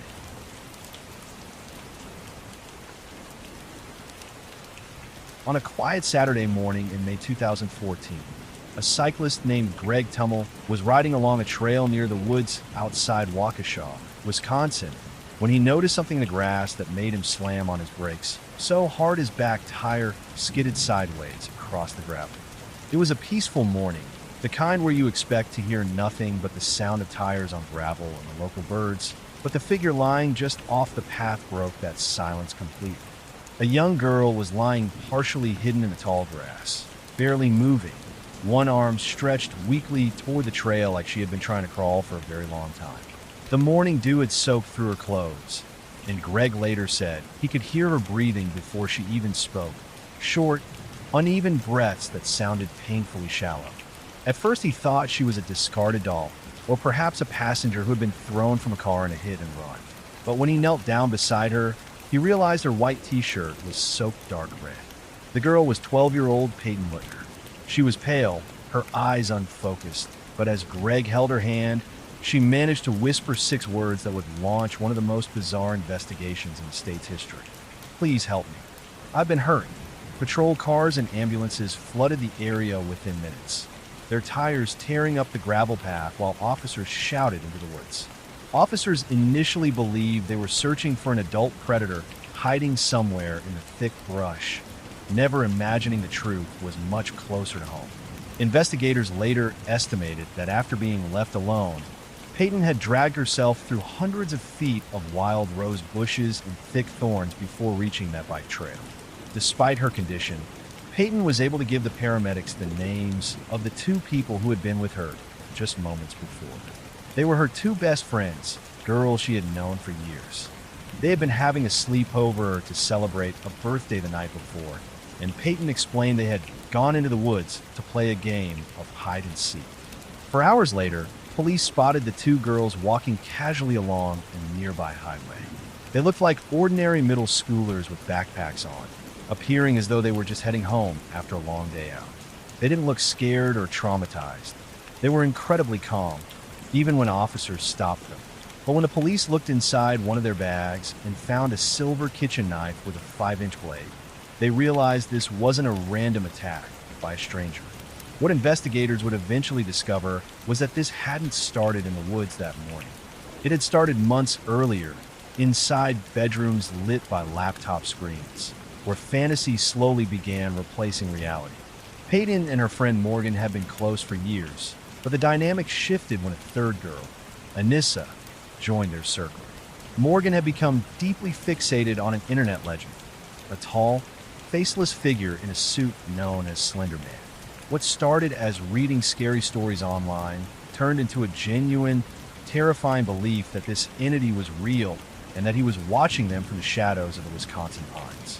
The two girls began using school library computers during recess to print out pages of internet lore, hiding the documents in their binders. They studied the characters' fictional history as if it were a real academic subject, sharing their findings in whispered conversations during lunch. Morgan convinced Anissa that the entity lived in a sprawling mansion hidden in the Nicolet National Forest, hundreds of miles north. They didn't just talk about it. They actively looked for his signs. They would stare into the static of television screens, convinced they could hear his voice, and they watched the patterns of tree branches outside their windows, believing he was signaling to them. Eventually, a dark conviction took root in their minds. They believed that the only way to earn his protection and prove their loyalty was to perform a specific, terrible task. They convinced themselves that if they failed to carry this out, the entity would target their families in the dead of night, leaving them with no choice but to act. For months, they whispered in school hallways, exchanging coded notes and sketching drawings of the tall figure on the margins of their home. The opportunity finally came on the weekend of Morgan's 12th birthday. Nothing about that Friday night felt unusual to Peyton. The girls laughed at the local Skateland roller rink, ate junk food, and stayed up late like countless sleepovers before. But sometime after Peyton fell asleep, the tone inside the room changed. The room had gone quiet except for the faint glow of the television and the sound of Peyton breathing in the dark while the other two girls whispered to each other from across the room.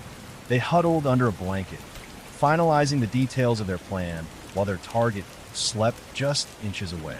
They had originally planned to carry out the attack at 2 o'clock in the morning while Peyton was sleeping, but Morgan grew nervous about the mess and the noise waking her parents. Instead, they decided to wait for the morning. Morgan's parents were just a few walls away, completely unaware that their daughter had spent the evening packing a survival kit for a journey into the woods. Inside her backpack, she had stashed granola bars, water, and a list of handwritten supplies they thought they would need to survive the long walk to the entity's forest mansion. When the sun came up, they casually ate donuts in the kitchen before heading outside to David's park. Peyton followed them down the trail without hesitation, still half awake and wearing the exact same clothes she had slept in. The deeper they walked into the trees, the quieter everything became. The sounds of nearby houses faded until all Peyton could hear was the crunch of wet leaves and the occasional snap of branches beneath their shoes. The woods were damp from the morning dew as they led her deeper into the brush. Peyton trusted them implicitly, completely unaware that she was walking into a ritual designed to appease a character from a website. In the interview room, the two 12-year-olds sat across from seasoned detectives and spoke with a level of detachment that chilled the investigators to the bone.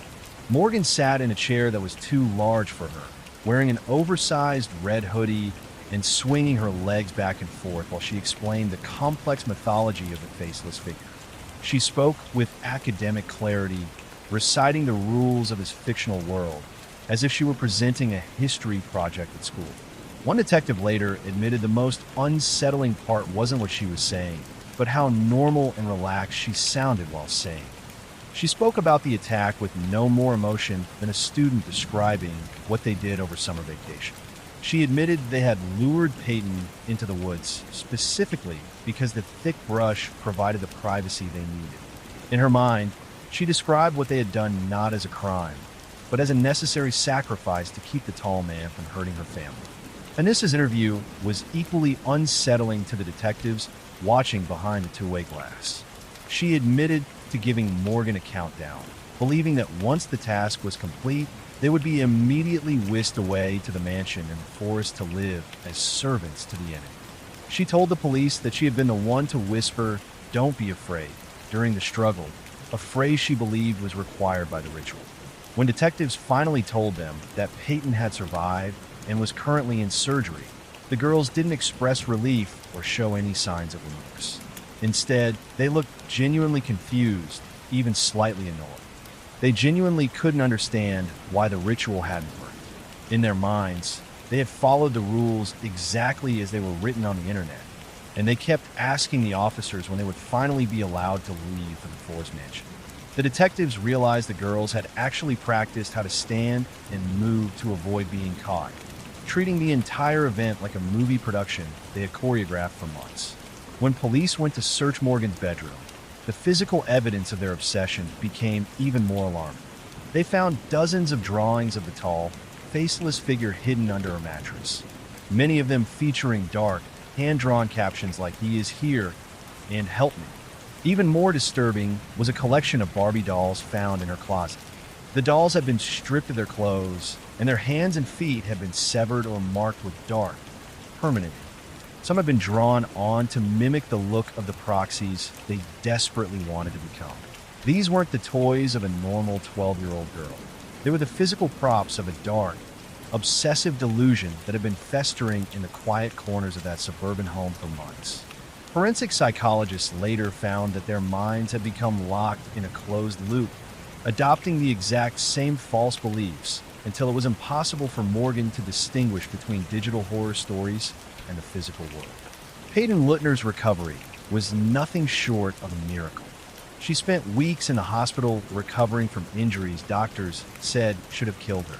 In the trauma bay, the surgical team, led by Dr. John Kellerman, realized just how close she had come to dying. One of the wounds had missed her superior vena cava, a major blood vessel feeding directly into her heart by less than the width of a human hair. Every time her heart beat, the pressure of the blood vessel moved right against the edge of the damage. If she had panicked or moved too fast while dragging herself through the underbrush, she would have bled out in minutes. But as she healed, the investigation shifted from how it happened to the terrifying question of why. And the deeper investigators looked into their internet history, the more they realized this wasn't just a childish game that had spiraled out of control. The girls believed they had been preparing for an initiation. As detectives translated the coded notes and analyzed the website logs, the true motive finally began to crystallize. The girls weren't acting out of spontaneous anger or personal jealousy toward Peyton. They wanted something in return for their actions. They believed that if they proved themselves worthy by carrying out this blood sacrifice, Slender Man would allow them to become his proxies. In the internet lore they had studied, a proxy was a human servant who acted on the entity's behalf, gaining supernatural protection and access to his world. To these two 12-year-old girls, the boundary between the internet stories and the real world had completely dissolved, and the sacrifice of their best friend was simply the price of admission into a reality where they were powerful, chosen, and special. They wanted to escape the mundane routine of middle school and enter a dark fantasy world where they would live forever in the forest mansion they had drawn so many times. To them, Peyton was no longer the friend they had grown up with. She had become a necessary offering required to secure their place in this new life. They had stopped seeing her as a human being they had known since kindergarten and started seeing her as a ticket to a world that didn't exist. This total detachment was evident in the way they discussed her during their interrogations, referring to her more as a physical obstacle they had to bypass rather than a person. The legal proceedings turned into a landmark case for the Wisconsin judicial system. Prosecutors argued that the planning involved showed this wasn't a spontaneous act, pointing to the months of notes, the prepared survival kits, and a selection of the secluded woods as proof of a mature, calculated design. It was a grueling process for Peyton's family, who had to hear the clinical details of the betrayal repeated in open court. Eventually, both Morgan and Anissa were found not guilty by reason of mental disease or defect. They were committed to a high-security psychiatric facility. Anissa was released under strict supervision in 2021, while Morgan remains in the facility, continuing her long-term treatment. The case remains a haunting reminder of how easily a harmless urban legend can be twisted by a vulnerable, obsessive mind. It changed the way parents looked at the digital world and the influence of unsupervised internet access. But beyond the headlines, there was the human element of a community left to grapple with the idea that such a dark intention could grow in a place as mundane as a backyard birthday party. Neighbors who had seen the girls walking that morning later recalled how ordinary they looked, carrying their backpacks and chatting, never suspecting that they were walking away from a friend they had left in the grass. Years later, Peyton finally decided to tell her own story on her own terms. She spoke about her life now, having graduated high school and built a new circle of friends who truly care for her. She chooses not to focus on the dark morning in the woods or the figure that haunted her friends' minds. She described how she worked to reclaim her sense of trust, moving past the betrayal of the people she once considered sisters. She focuses on the cyclist who saw her in the grass and the doctors who performed the impossible. She turned a story of victimization into one of survival, proving that the strength of reality can overcome any delusion. Today, most people pass those woods without ever realizing what happened there. The trail looks ordinary. The trees look ordinary. The grass grows tall in the summer, and the trees provide shade just as they did that morning in 2014. The sounds of birds and the occasional cyclist are the only things that fill the air now. If you were to visit the quiet coastal town of Mattapoisett, Massachusetts, back in the early summer of 2014, you might have crossed paths with an 18-year-old named Conrad Roy III. To anyone looking from the outside, Conrad seemed to have his entire life completely mapped out. He was an athletic, incredibly bright young man who had recently graduated from high school with a 3.8 grade point average. He had even earned his captain's license, so he could work on his family's marine salvage tugboats. Out on the docks, everyone knew him as a hard worker with a massive future ahead of him. He spent much of his time working on the local waters alongside his family, learning the business from his father and grandfather, both of whom fully expected him to run the company one day. He was highly competent when he was operating the massive diesel engines, but the moment he stepped off the boats and onto dry land, a profound social anxiety seemed to take over. He struggled to connect with his peers, often feeling like he could never live up to the rugged, stoic expectations of the generational mariners in his family. Beneath that capable, sun-baked exterior, Conrad was fighting a quiet, exhausting battle with severe anxiety and depression. He often felt completely isolated, carrying a mental weight that he struggled to explain to the people who saw him every day. But there was one person to whom Conrad opened up completely, a 17-year-old girl named Michelle Carter. They had met 2 years earlier in 2012, while both were visiting relatives in the beachside suburbs of Naples, Florida. They had crossed paths almost by accident, finding an instant connection during a casual bicycle ride through the neighborhood. Although they lived only about 35 miles apart, most of their relationship existed through text messages and phone calls. They rarely saw each other in person, perhaps only a handful of times over the course of 2 years, but they exchanged thousands of text messages. Back home in Plainville, Michelle was a student at King Philip Regional High School. She was a varsity softball player who loved making elaborate, colorful scrapbooks and decorating her bedroom. But but she also struggled with her own deep-seated insecurities. She was dealing with severe eating disorders and felt a desperate, constant need to fit in with the popular crowds at school. She would often break down in tears to her parents, devastated because her phone remained silent on Friday nights, and no one invited her to weekend parties. To Conrad, Michelle became a digital lifeline, the one person who knew about the deep, dark thoughts that kept him awake at night. He poured his heart out to her, sharing his deepest vulnerabilities, and for a long time, Michelle was the voice that tried to pull him back from the edge. As the months went on, Conrad's mental health continued to spiral. He frequently talked about wanting to escape his pain, describing his life as an unbearable burden that he could no longer carry. In the beginning, Michelle's responses were supportive and protective.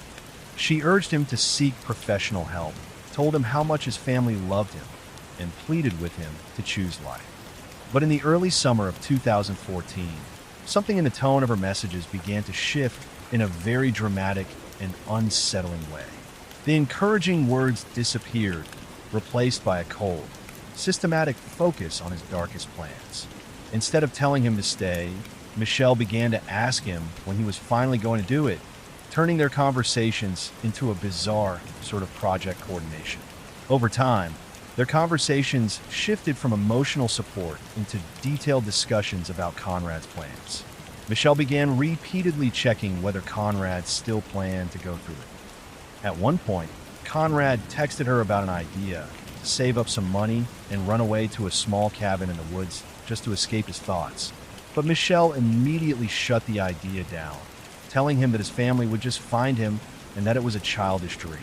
Instead, she pointed him back toward a permanent exit.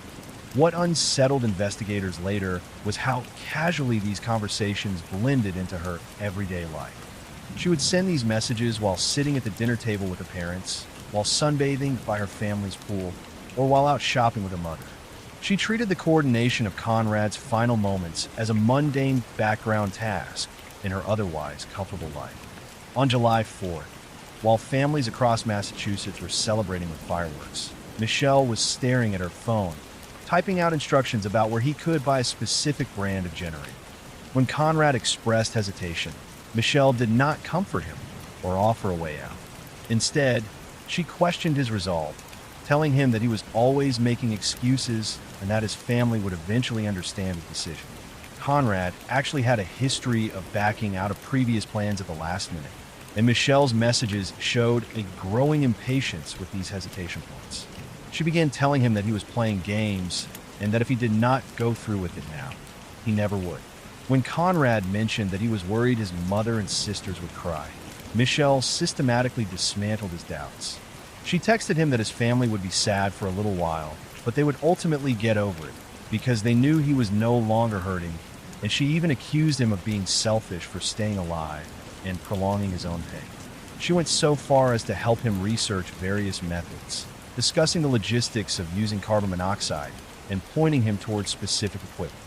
She asked him if he had secured the generator, where he was going to buy the water pump, and what location he was going to use. She even demanded that he make a promise to her that he would go through with it. And she repeatedly gave him a crucial instruction to delete all of their text messages from his phone so that nobody would ever find out she was involved. Conrad, still deeply vulnerable and searching for approval from the one person he trusted, seemed to cling to her words, completely unaware of the trap that was closing around him. The day of July 12, 2014, started out completely normal for Conrad. He spent the afternoon with his mother and sisters, walking along the beach, laughing, and even going out to get ice cream. To his family, it looked like he was having a rare, wonderful day where the dark clouds had finally cleared. He spent the morning helping his mother, Lynn, with household chores and doing laundry, showing absolutely no signs of distress. But as the afternoon faded, the vibration of his phone began to pull him back into the dark. Michelle was texting him, asking him where he was and if he was still planning to go through with it that night. Later that evening, Conrad drove his black Ford F-150 to a quiet, secluded corner of a Kmart parking lot in Fairhaven, Massachusetts. He told his mother he was going out to hang out with a friend, which gave her a brief sense of relief as he walked out the door. It was a humid summer evening, and the parking lot was mostly empty as the sun began to set. Conrad parked his truck next to a line of large, rusted shipping containers near the edge of the asphalt, with only the distant hum of the highway and the rustle of the nearby marshlands breaking the quiet. Conrad had placed a gasoline-powered water pump in the cab of his truck, intending to let the exhaust fumes fill the enclosed space. He started the engine, and as the thick, invisible gas began to fill the vehicle, Conrad's survival instincts suddenly kicked in. Terrified, coughing, and desperate for air, he opened the door, stepped out into the cool night air, and realized he did not want to die. He called Michelle, desperately seeking a voice that would tell him to come home and that everything was going to be okay. But that was not the voice he heard. Although the phone call itself was not recorded by the cellular towers, Michelle later described the conversation in detail in a text message to a classmate. When Conrad told her he was scared and had stepped out of the truck to breathe, Michelle did not tell him to run, nor did she call emergency services or his family who lived just minutes away.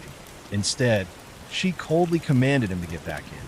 Phone records later showed they remained connected for more than 40 minutes while Conrad stayed inside the truck. Cell tower data would later reveal that the call dropped briefly during the conversation, and Michelle immediately called him back to make sure he remained inside the vehicle. Eventually, the call ended, and Michelle never contacted emergency services.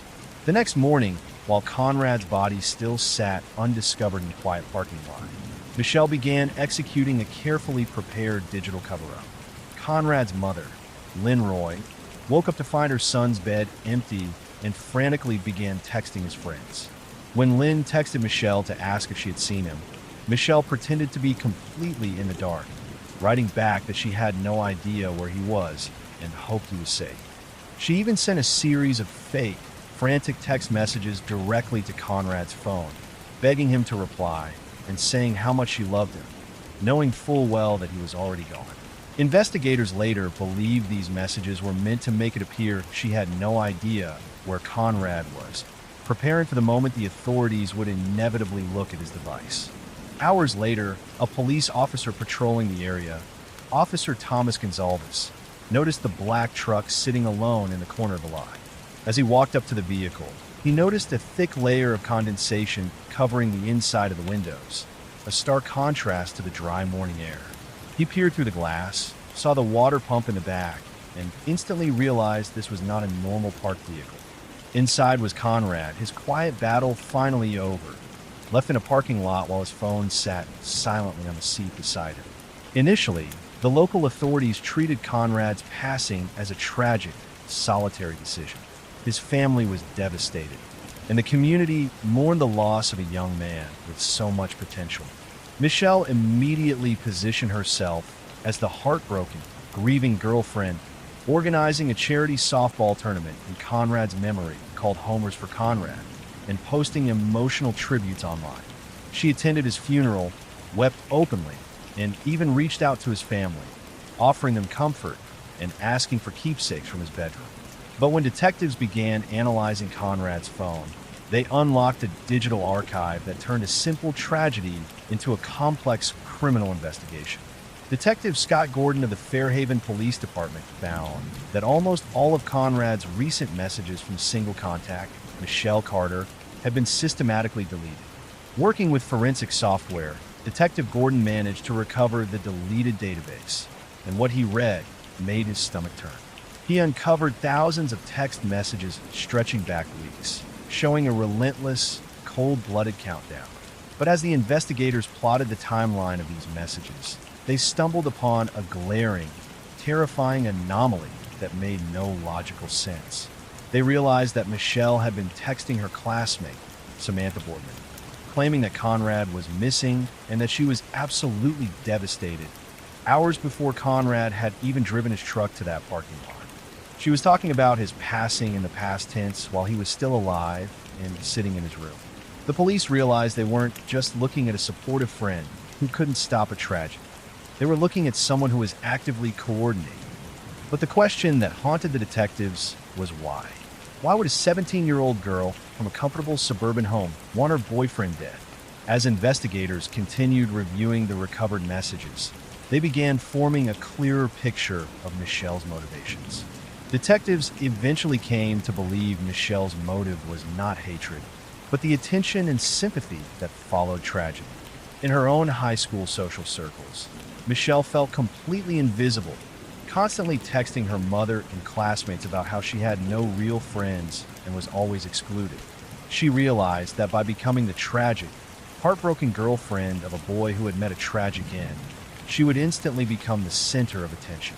She would finally get the sympathy, love, and social status she had craved her entire life.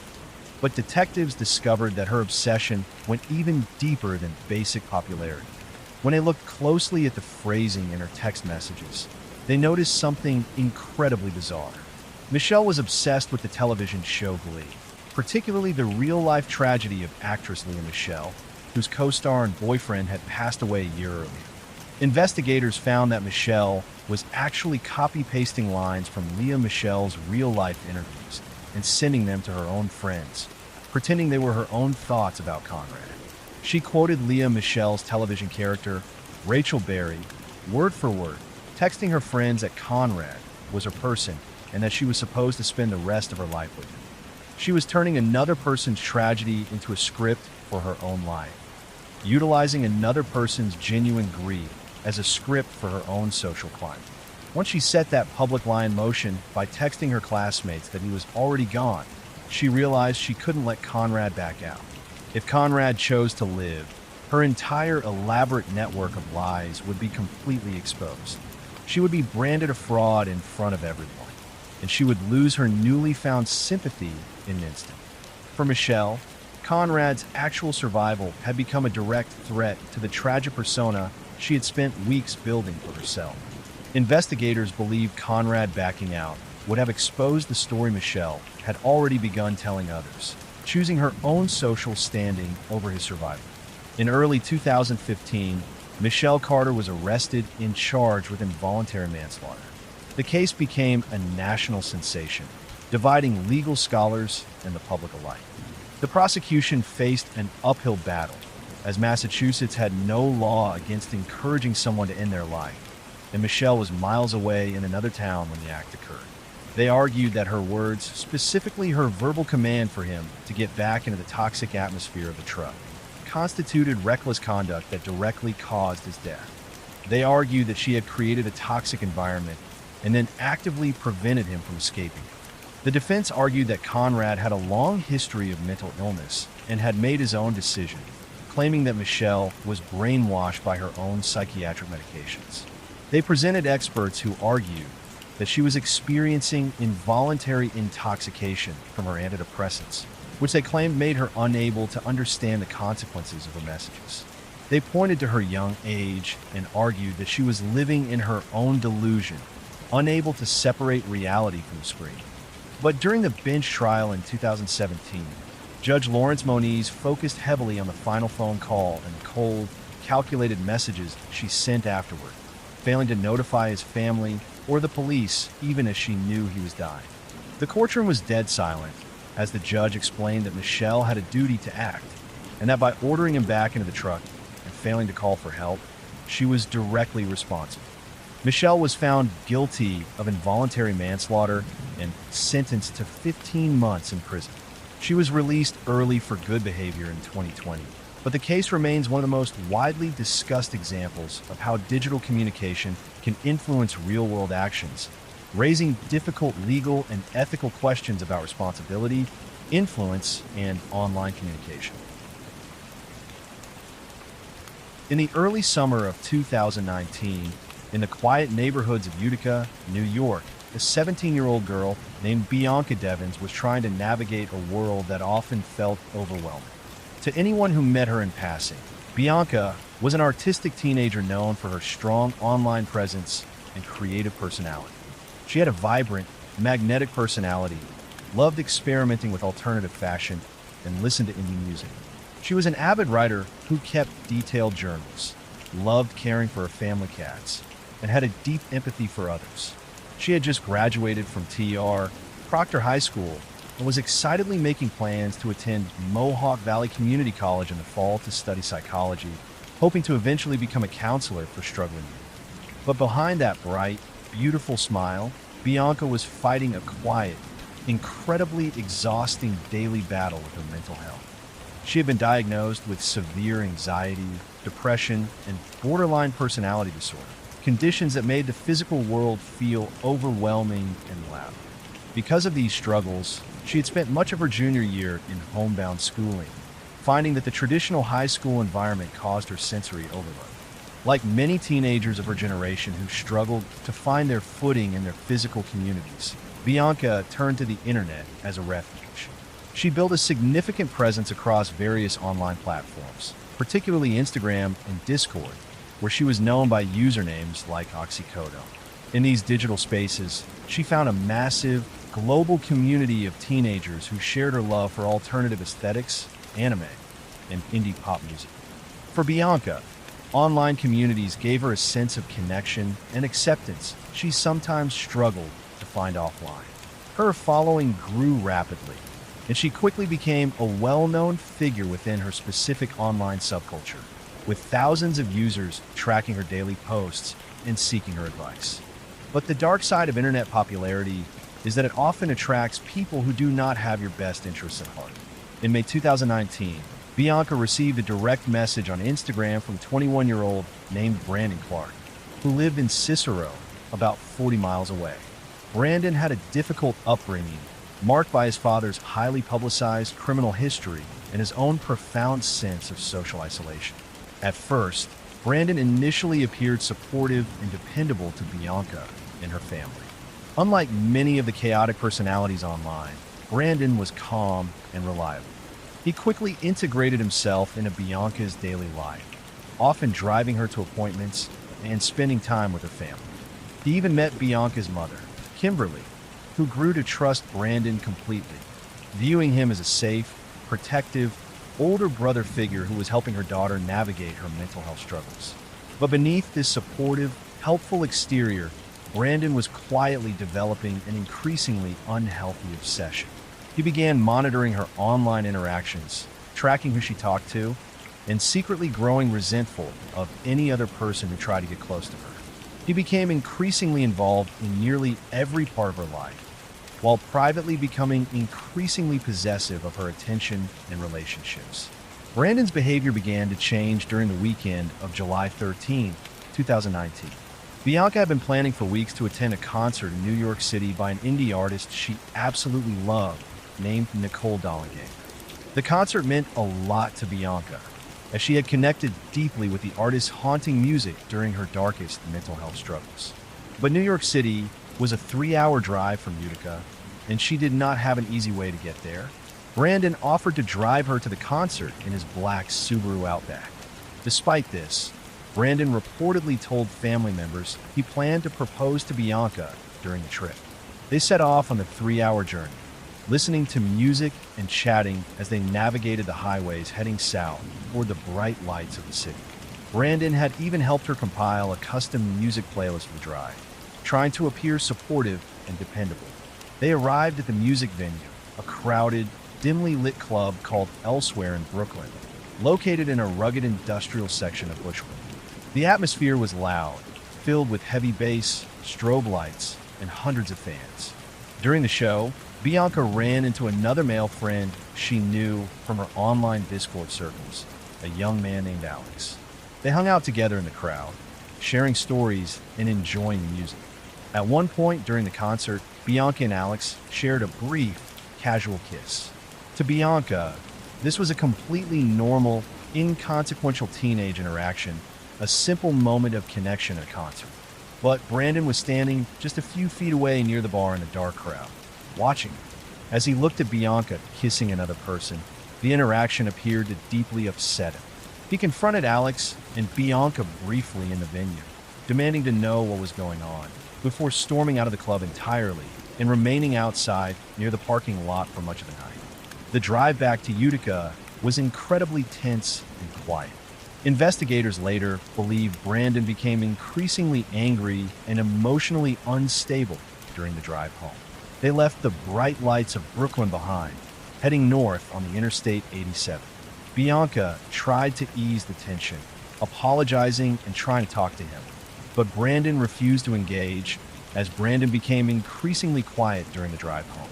During these quiet hours in the vehicle, Brandon began consuming illicit substances to keep himself awake, while his behavior became increasingly erratic. Bianca later messaged friends, saying Brandon was driving recklessly and frightening her. She also logged on to Discord, telling her friends that she was scared for her safety. They stopped briefly at a highway rest area near Newburgh, where Brandon refused to let her use his phone or buy food, pacing nervously near the vending machines.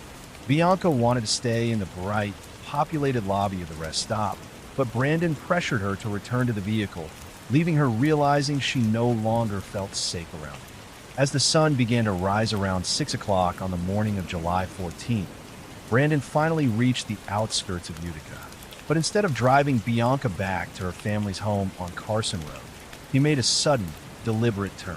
He steered the black Subaru onto Poe Road, a quiet, secluded, dead-end gravel street surrounded by thick, overgrown woods in North Utica. The area was completely isolated, far away from any passing traffic or residential homes, marked only by some old electrical towers and overgrown weeds.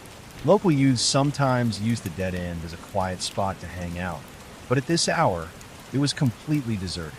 Bianca, exhausted from the long, terrifying drive, was half awake as the vehicle finally came to a stop in a small clearing near a hill.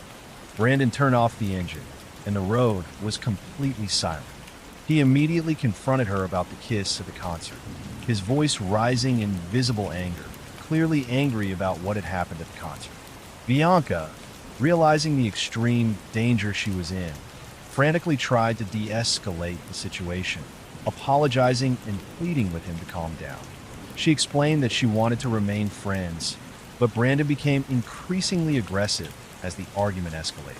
He began shouting so loudly that a resident living more than a quarter-mile away later reported hearing an argument coming from the direction of Poe Road.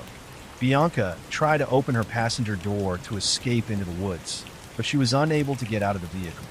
At exactly 6:40 in the morning, she sent a final, desperate message to a friend on Discord, writing that Brandon was screaming and that she did not know what to do.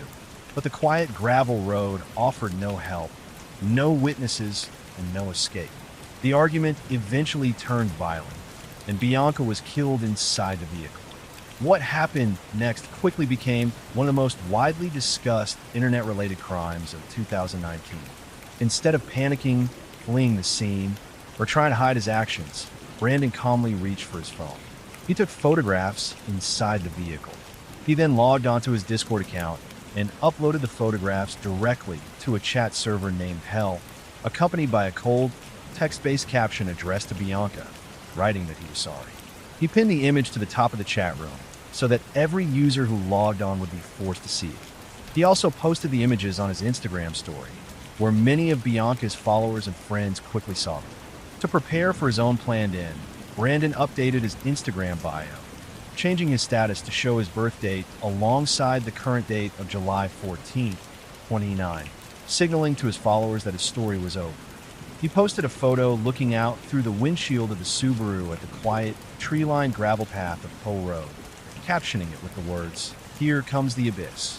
He then stepped out of the vehicle, laid out a large green tarp on the ground next to the car, and placed her body on it. He took spray paint from his vehicle and painted the words, "May you never forget me," in crude, dripping black letters onto the gravel path. He sat down on the tarp in the quiet woods, waiting for police to arrive. Initially, the users online who saw the photographs on Discord and Instagram believed they were looking at a highly realistic, elaborate practical joke. In the edgy, dark corners of the internet where Brandon and Bianca spent their time, users frequently posted shocking, simulated images and dark memes for attention. So many assumed it was just a fake stunt designed for clout. But as the minutes ticked by and Brandon began posting his exact location and writing final, ominous messages, a terrifying panic began to spread through the online community. Teenagers in different time zones, from California to the United Kingdom, began analyzing the background of the photos. They noticed the unique tree lines and the gravel road, frantically reverse engineering his GPS coordinates using online maps. Users began calling the Utica Police Department and the Oneida County Dispatch, sending officers rushing toward the coordinates Brandon had posted. But as the police closed in, the images spread rapidly across multiple online platforms before moderators could remove them. As investigators analyzed Brandon's digital history and reviewed his actions immediately following the crime, they began forming a clearer picture of his motivations. The detectives discovered that Brandon had planned the entire crime days in advance, purchasing the heavy green tarp, the spray paint, and the tools, and packing them carefully in his Subaru before they even left the concert. He had even written a detailed physical checklist in his notes app, outlining exactly what he needed to bring. Detectives eventually came to believe Brandon's motive was not hatred, but the attention and sympathy that followed tragedy, fueled by a desire for total digital ownership. In his real life, Brandon was a deeply insecure man who felt completely powerless, struggling with isolation and instability in his personal life. He saw Bianca as someone he feared losing control over as she prepared to move forward with her life.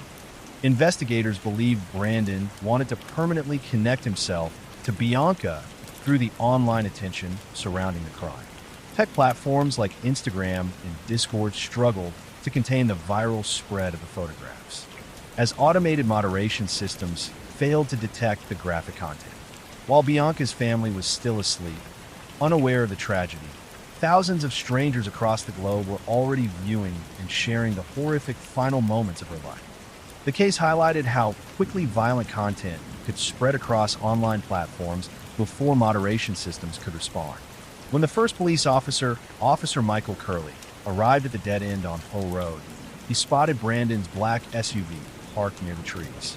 As the officer stepped out of his patrol car and walked toward the woods, he spotted Brandon sitting on the green tarp. The moment Brandon saw the officer, he took out a sharp tool and began to harm himself, attempting to end his own life right in front of the deputy while simultaneously taking a selfie on his phone to post online. Despite the chaos, Officer Curley managed to disarm him and pin him to the ground, calling for immediate medical assistance. Brandon survived his self-inflicted injuries and was taken into custody, where prosecutors later pointed to his behavior after the crime as evidence of a disturbing lack of empathy. The legal aftermath of the case was an incredibly grueling and painful process for Bianca's family. Not only did they have to mourn the loss of their daughter, but they also had to fight a relentless, exhausting battle against internet trolls. For months, anonymous accounts and online bullies continued to spam Bianca's mother, Kimberly, and her younger sister, Olivia, sending the horrific photographs directly to their private messages and tagging them in online posts. The harassment continued online for months, prolonging their grief and highlighting the toxic realities of internet culture.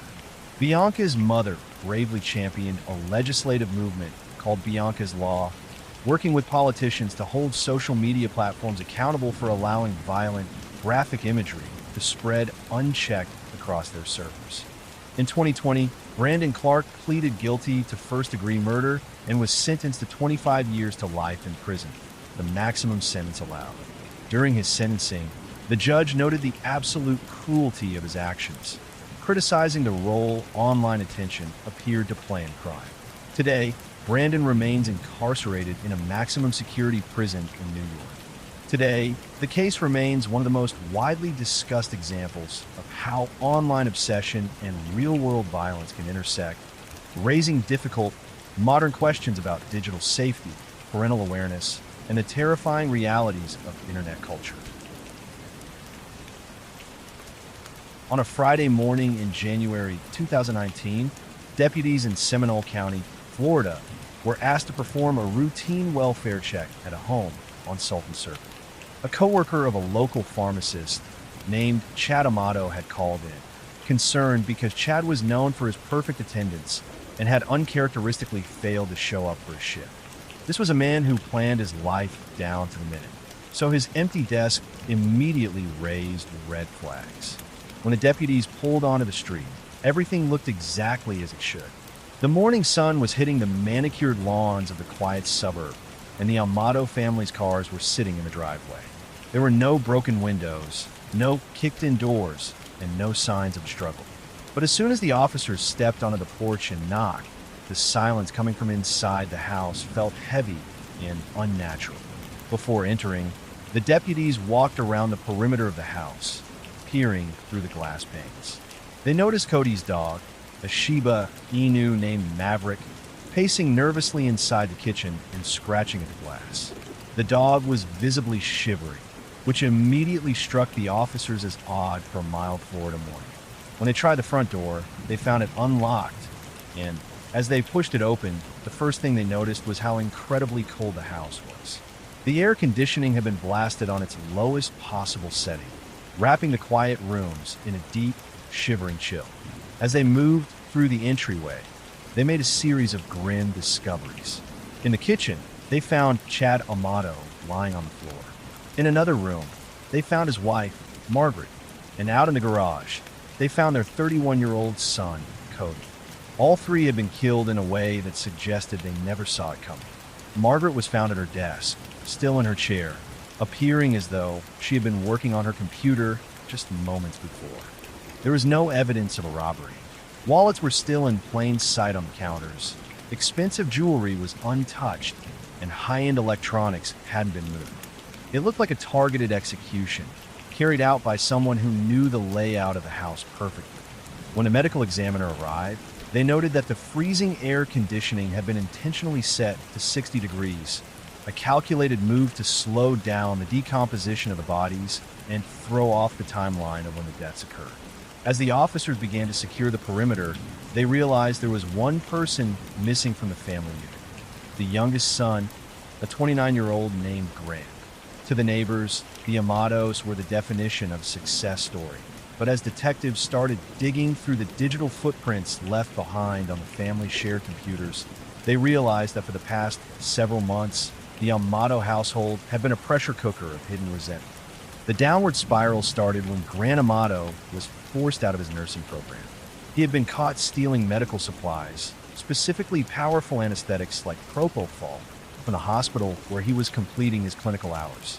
He had been using his hospital credentials to override the automated medicine cabinets, taking the drugs to inject himself so he could sleep. Depressed, unemployed, and facing the collapse of his professional aspirations, he retreated entirely into his bedroom. He spent his days staring at computer monitors, eventually discovering a live-streaming website featuring webcam models. For Grant, this platform quickly became a full-time obsession that consumed every waking hour. He grew particularly fixated on a model based in Bulgaria named Sylvie. To Grant, this wasn't just digital entertainment. He convinced himself they were in a legitimate, committed relationship. He spent hours every day talking to her in private chat rooms. To maintain this grand illusion of wealth, Grant told Sylvie that he was a successful, jet-setting federal agent who possessed endless streams of income. But keeping Sylvie's attention required constant financial fuel. To stay at the top of her fan list and keep her interacting with him, Grant had to buy digital tokens. When his own meager savings ran out, he began a systematic campaign of theft within his own home. He started by stealing from his brother, Cody, taking thousands of dollars under the guise of loans or simply skimming from his accounts. Eventually, he found his way into his father's retirement funds. He went so far as to forge his father's signature to secure a massive home equity loan, transferring the cash directly into his online account. In just 3 months, Grant spent over $200,000 on the site. At one point, he was spending thousands of dollars in a single night just to ensure no other user could talk to Sylvie. When Chad and Margaret discovered the massive theft, they staged an intervention and sent him to a specialized facility in Fort Lauderdale for internet and gaming addiction. The family even paid $15,000 for the treatment, hoping it would save him. Grant stayed for 2 weeks, and for a moment, his parents thought the intervention had worked.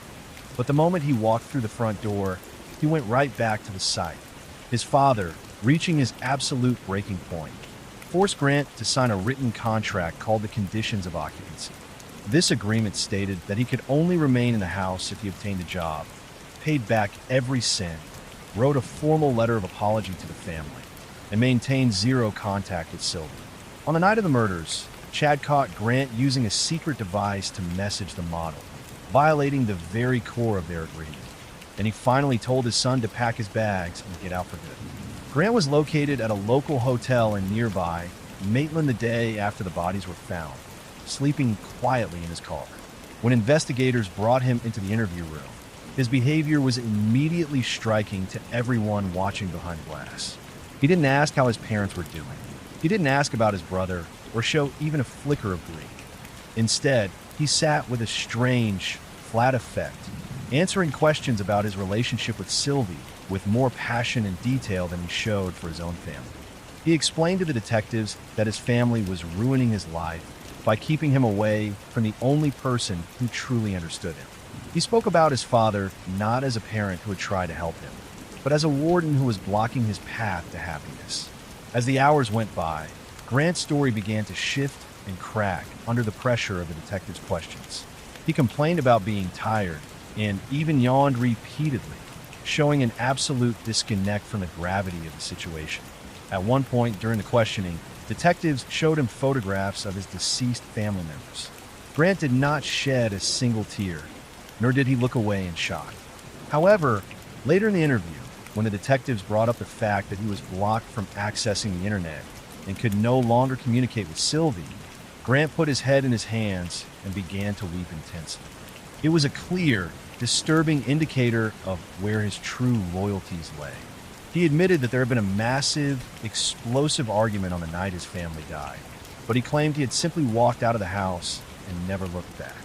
However, the forensic evidence told a different story. Investigators found that after the time Grant claimed to have left, someone had used the home's computer to log back into the webcam site, while his family lay dead elsewhere in the house. The user was busy trying to reconnect with Sylvie.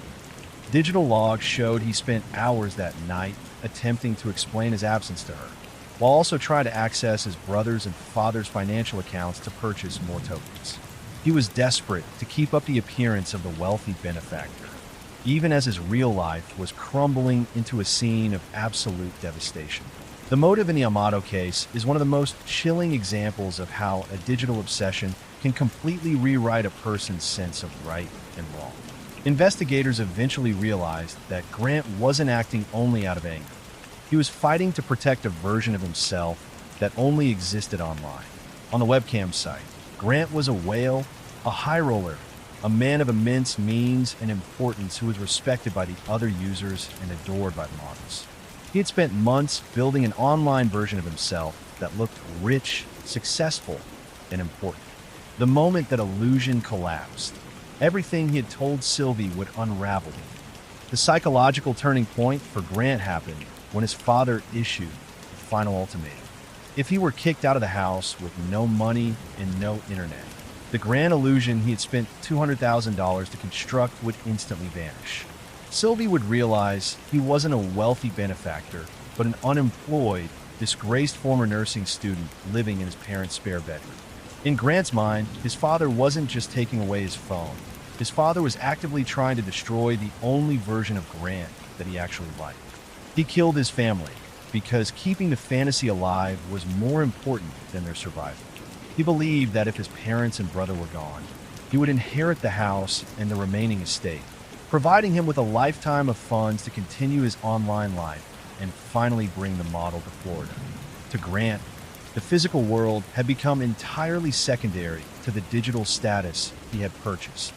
Crime scene technicians found that after the shootings, Grant had carefully placed a handgun near his brother Cody's body, attempting to make it look as though his brother had taken his family's lives before ending his own.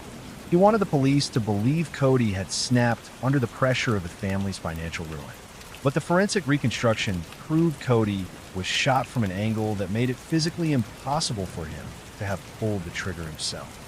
Furthermore, the microscopic blood spatter analysis on the clothing Grant wore during his arrest showed high-velocity impact spray, proving he was standing directly over the victims when the shots were fired. The search history on the family computer also revealed that right after the shots were fired, the user searched for ways to quickly transfer funds from Cody's accounts. The trial was a media sensation, largely because of the mountain of digital evidence the prosecution presented. Grant's surviving brother, Jason, had to sit in the courtroom and listen to the defense argue that Grant was a victim of a mental breakdown. But the prosecution pointed to the calculated, sequential nature of the crime. The way the scene had been staged and the way Grant had immediately returned to the website to check in after the killings suggested a man who was fully aware of his actions. In 2019, a jury found Grant Amato guilty on all counts of first-degree murder. Grant Amato was sentenced to life in prison without the possibility of parole. During the sentencing, the judge made a point to note the absolute lack of remorse Grant showed throughout the entire process. Even as he was being led away in chains, his focus seemed to be elsewhere, his eyes glazed over as if he were still looking through a screen. During the investigation, detectives actually reached out to Sylvie, the Bulgarian webcam. Her real-world statement to the police put a devastating end to Grant's fantasy. She explained that she had absolutely no genuine feelings for him. To her, Grant was simply a username, a high-paying client who was funneling massive amounts of money her way. She didn't even know his real name or his actual location until the Florida detectives knocked on her digital door. The entire relationship he had destroyed his family to protect was entirely one-sided, built on a foundation of paid transactions. The house on Sultan Circle was eventually sold, but the story continues to haunt the neighborhood. It serves as a grim warning about the power of parasocial relationships in the modern age, where a user feels a deep, life-altering bond with a creator who is essentially a stranger performing for a fee. Today, the webcam site Grant used is still active, hosting thousands of models and users every single hour. There are countless other individuals currently funneling their life savings into digital tokens, chasing that same artificial sense of belonging that drove Grant to the edge. For the Amato family, the tragedy wasn't just the loss of life. It was the realization that their son had been sitting right in front of them for years, while his mind had actually migrated thousands of miles away. They had tried to bring him back to the real world, but he had already decided that the real world wasn't worth living in if he couldn't be the person he was online. Grant remains in a Florida prison today, completely separated from the internet and the digital world he destroyed his family for. He is now forced to live in the one environment he feared most, a cold, stark reality where there are no screens, no digital tokens, and no one watching back. There is no audience to perform for and no status to maintain. During his time in prison, he has continued to maintain his innocence, claiming in letters that he was framed by the very people who loved him. The quiet neighborhood in Seminole County has moved on, and the lawn at the house on Sultan Circle is still manicured in green. But for those who know the history of the home, it remains a landmark study in how a modern obsession can lead to a very ancient and devastating kind of violence.